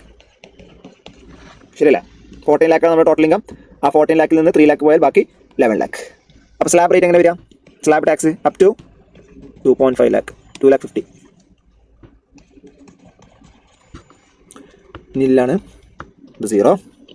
കമ്പ്യൂട്ടേഷന് ഇതൊക്കെ നിങ്ങൾ ഇതിന് ഹെഡിങ് കൊടുക്കുന്നില്ല, നിങ്ങൾ നില്ലെന്ന് എഴുതിയാൽ മതി, അല്ലെങ്കിൽ ജസ്റ്റ് നില്ല് മാത്രം എഴുതിയാൽ മതി ഇവിടെ. ഓക്കെ, ഇവിടെ നില്ലെന്ന് എഴുതിയാൽ മതി. നെക്സ്റ്റ് 2,50,000. എന്നിട്ട് കമ്പ്യൂട്ടേഷൻ കാണിക്കുക. കമ്പ്യൂട്ടേഷൻ എപ്പോഴും നമ്മൾ ബ്രാക്കറ്റ് കാണിക്കണം. Into 5%, 12,500. Next 5 lakh. 5 lakh into 20%, 1 lakh. Balance എത്രയുള്ള? 1 lakh അല്ലേ? അപ്പോൾ 1 lakh ഇൻറ്റു 30%, അതായത് 30,000. ഓക്കെ, ഇനി ടോട്ടൽ ചെയ്യാം. ഇപ്പോൾ 12,500, 1 lakh 30,000. ഇപ്പോൾ ടോട്ടൽ എത്ര? 1,42,500. ഓക്കെ, അപ്പോൾ ടോട്ടൽ ടാക്സ് എത്രയായി? 60,000 പ്ലസ് 1,42,500 എന്ന് പറയുമ്പോൾ 2,02,500. ഓക്കെ, ഇനി ഇതിന് ശേഷം എന്താണ്? റിബേറ്റ് ഉണ്ടെങ്കിൽ റിബേറ്റ് മൈനസ് ചെയ്യുക അല്ലേ? സർചാർജ് ഉണ്ടെങ്കിൽ സർചാർജ് ആഡ് ചെയ്യുക. ഈ കേസിൽ രണ്ടുമില്ല. എപ്പോഴാണ് റിബേറ്റ് വരിക, എപ്പോഴാണ് സർചാർജ് വരിക, നമ്മളത് അടുത്തൊരു സ്റ്റെപ്പിൽ പഠിക്കാൻ പോകുന്നത്. ഏതായാലും ഇപ്പോൾ ഞങ്ങൾക്ക് പറഞ്ഞാൽ ഇവിടെ റിബേറ്റും ഇല്ല, സർചാർജും ഇല്ല. അപ്പോൾ പിന്നെ നമ്മൾ അടുത്ത് ചെയ്യേണ്ടത് എന്താ? ആഡ്. ഇപ്പോൾ നമ്മുടെ ഈ ഇത് എന്താ പറയുക, ഫോളോ ചെയ്ത് തരണം കേട്ടോ. അപ്പോൾ 1, 2 നമ്മൾ എഴുതിയിട്ടുണ്ട്. ഇതിന് ഈ ടോട്ടൽ എമൗണ്ട് നമുക്ക് 3 കൊടുക്കാം. ഇപ്പോൾ ടോട്ടൽ ടാക്സ് ജസ്റ്റ് ഒരു സബ് ഹെഡിങ് കൊടുക്കുക. അങ്ങനത്തെ ഒരു ടേം ഒന്നുമില്ല, ടെക്നിക്കലി അങ്ങനത്തെ ഒരു ടേം ഒന്നുമില്ല, ജസ്റ്റ് കൊടുക്കുക. 4 ആഡ്, അല്ലെങ്കിൽ എന്ത് ചെയ്യുക? പ്ലസ് എന്നുള്ള സിമ്പിൾ ഇടുക. Health and education cess. ബ്രാക്കറ്റിൽ എപ്പോഴും കമ്പ്യൂട്ടേഷൻ ചെയ്യണം. 2,02,500 ഇൻറ്റു 4%. എത്രയാണത്? 8,100 ഉണ്ടോ അല്ലേ? 2,02,500 ഇൻറ്റു 4%, 8,100. ഓക്കെ, കമ്പ്യൂട്ടേഷനിൽ എവിടെയാണോ അവിടെ എഴുതിയാൽ മതി. 8,100. അപ്പോൾ ഇതിന് നമ്മൾ എന്തെന്ന് പറയാം? Gross tax payable. എത്രയാണത്? 2,10,600. ഇനി അടുത്ത സ്റ്റെപ്പ് എന്താ? 1 സെക്കൻഡ്, ബാറ്ററി.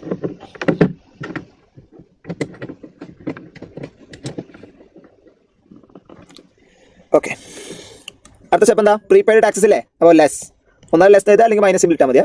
ഇങ്ങനെ ഇട്ടാലും മതി, ആഡിലോട്ട് ഇങ്ങനെ ആഡ് ഇട്ടാലും മതി. ഏതെങ്കിലും ഒന്ന് മതി, 2 എഴുതേണ്ട ആവശ്യമില്ല കേട്ടോ. ഒന്നാലെ ആഡ് എഴുതാം, അല്ലെങ്കിൽ ഇങ്ങനെ പ്ലസ് ഇടുക, അല്ലെങ്കിൽ മൈനസ് ഇടുക, അതല്ലെങ്കിൽ ആഡ് ലെസ് തന്നെ എഴുതാം. Less prepaid taxes. ഇവിടെ എന്താ TDS ഉള്ളത്? അപ്പോൾ ജസ്റ്റ് ബ്രാക്കറ്റിൽ കൊടുക്കുക. ഒന്നിലധികം പ്രീപെയ്ഡ് ടാക്സ് ഒക്കെ ചിലപ്പോൾ ഉണ്ടാവും, അപ്പോൾ അത് 2 ആയിട്ട് കൊടുക്കാം. എത്ര TDS? 40,000. ഓക്കെ, അപ്പോൾ നമ്മുടെ ആൻസർ എന്തായിട്ട് വരും? ഫൈനൽ ആൻസർ ബാലൻസ്, അല്ലെങ്കിൽ നെറ്റ് എഴുതിയാലും മതി, രണ്ടാലും കുഴപ്പമില്ല. Balance tax payable 1,70,600. അപ്പോൾ ഇതാണ് നമ്മൾ ഫൈനൽ ആൻസർ ആയിട്ട് വരിക. Okay, clear? അപ്പോൾ നോക്കൂ എന്താ നമ്മൾ ചെയ്തത്. നമ്മൾ ടോട്ടൽ ഈ ഒരു ഫോർമാറ്റും ഈ ഒരു ഓർഡറും കാര്യങ്ങളൊക്കെ ഫോളോ ചെയ്യുക. ഇപ്പോൾ ടോട്ടൽ ടാക്സ് ലയബിലിറ്റി ആണ് കണ്ടുപിടിക്കണം ആദ്യം. അത് കഴിഞ്ഞിട്ട് നമ്മൾ എന്ത് ചെയ്യുന്നു? ആദ്യം നമ്മൾ കണ്ടുപിടിക്കുന്ന ടോട്ടൽ ഇൻകം ആണ്, പിന്നെ നമ്മൾ ടാക്സ് ലയബിലിറ്റി കണ്ടുപിടിക്കുകയാണ്. അപ്പോൾ അതിൻ്റെ ഒരു പ്രസൻറ്റേഷൻ, ആദ്യം നെയിം ഓഫ് ദി അസസി കൊടുക്കുക, പ്രീവിയസ് ഇയർ കൊടുക്കുക, അസസ്മെൻറ്റ് ഇയർ കൊടുക്കുക. അതിനുശേഷം ടോട്ടൽ ഇൻകം ആണെങ്കിൽ ടോട്ടൽ ഇൻകം. അപ്പോൾ നമ്മളിപ്പോൾ സപ്പോസ് ഇപ്പോൾ സാലറി ഇൻകം കണ്ടുപിടിക്കാൻ പറഞ്ഞിട്ടുണ്ടെങ്കിൽ എന്ത് ചെയ്യണം?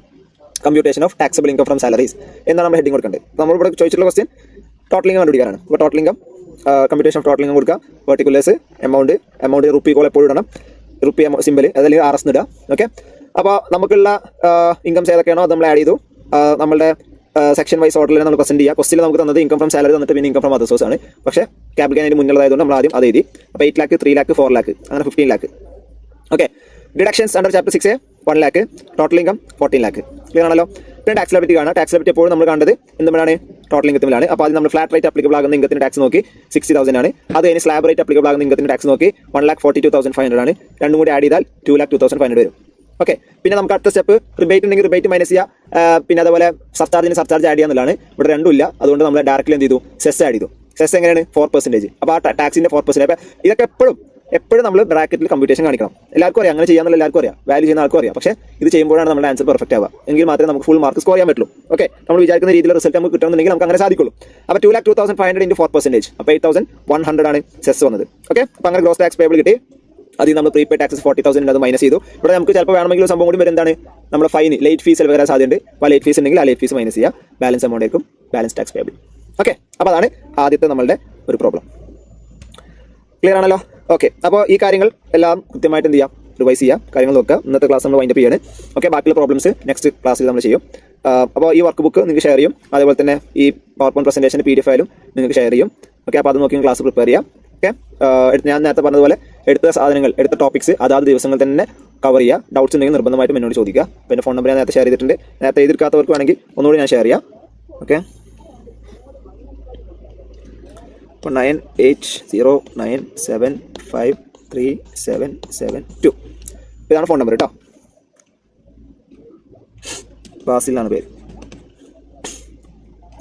ഓക്കെ, അപ്പോൾ താങ്ക് യു. ഇന്നത്തേക്ക് നമ്മൾ വൈൻഡപ്പ് ചെയ്യാണ്. നെക്സ്റ്റ് ക്ലാസ്സിലാണ്. Bye, thank U.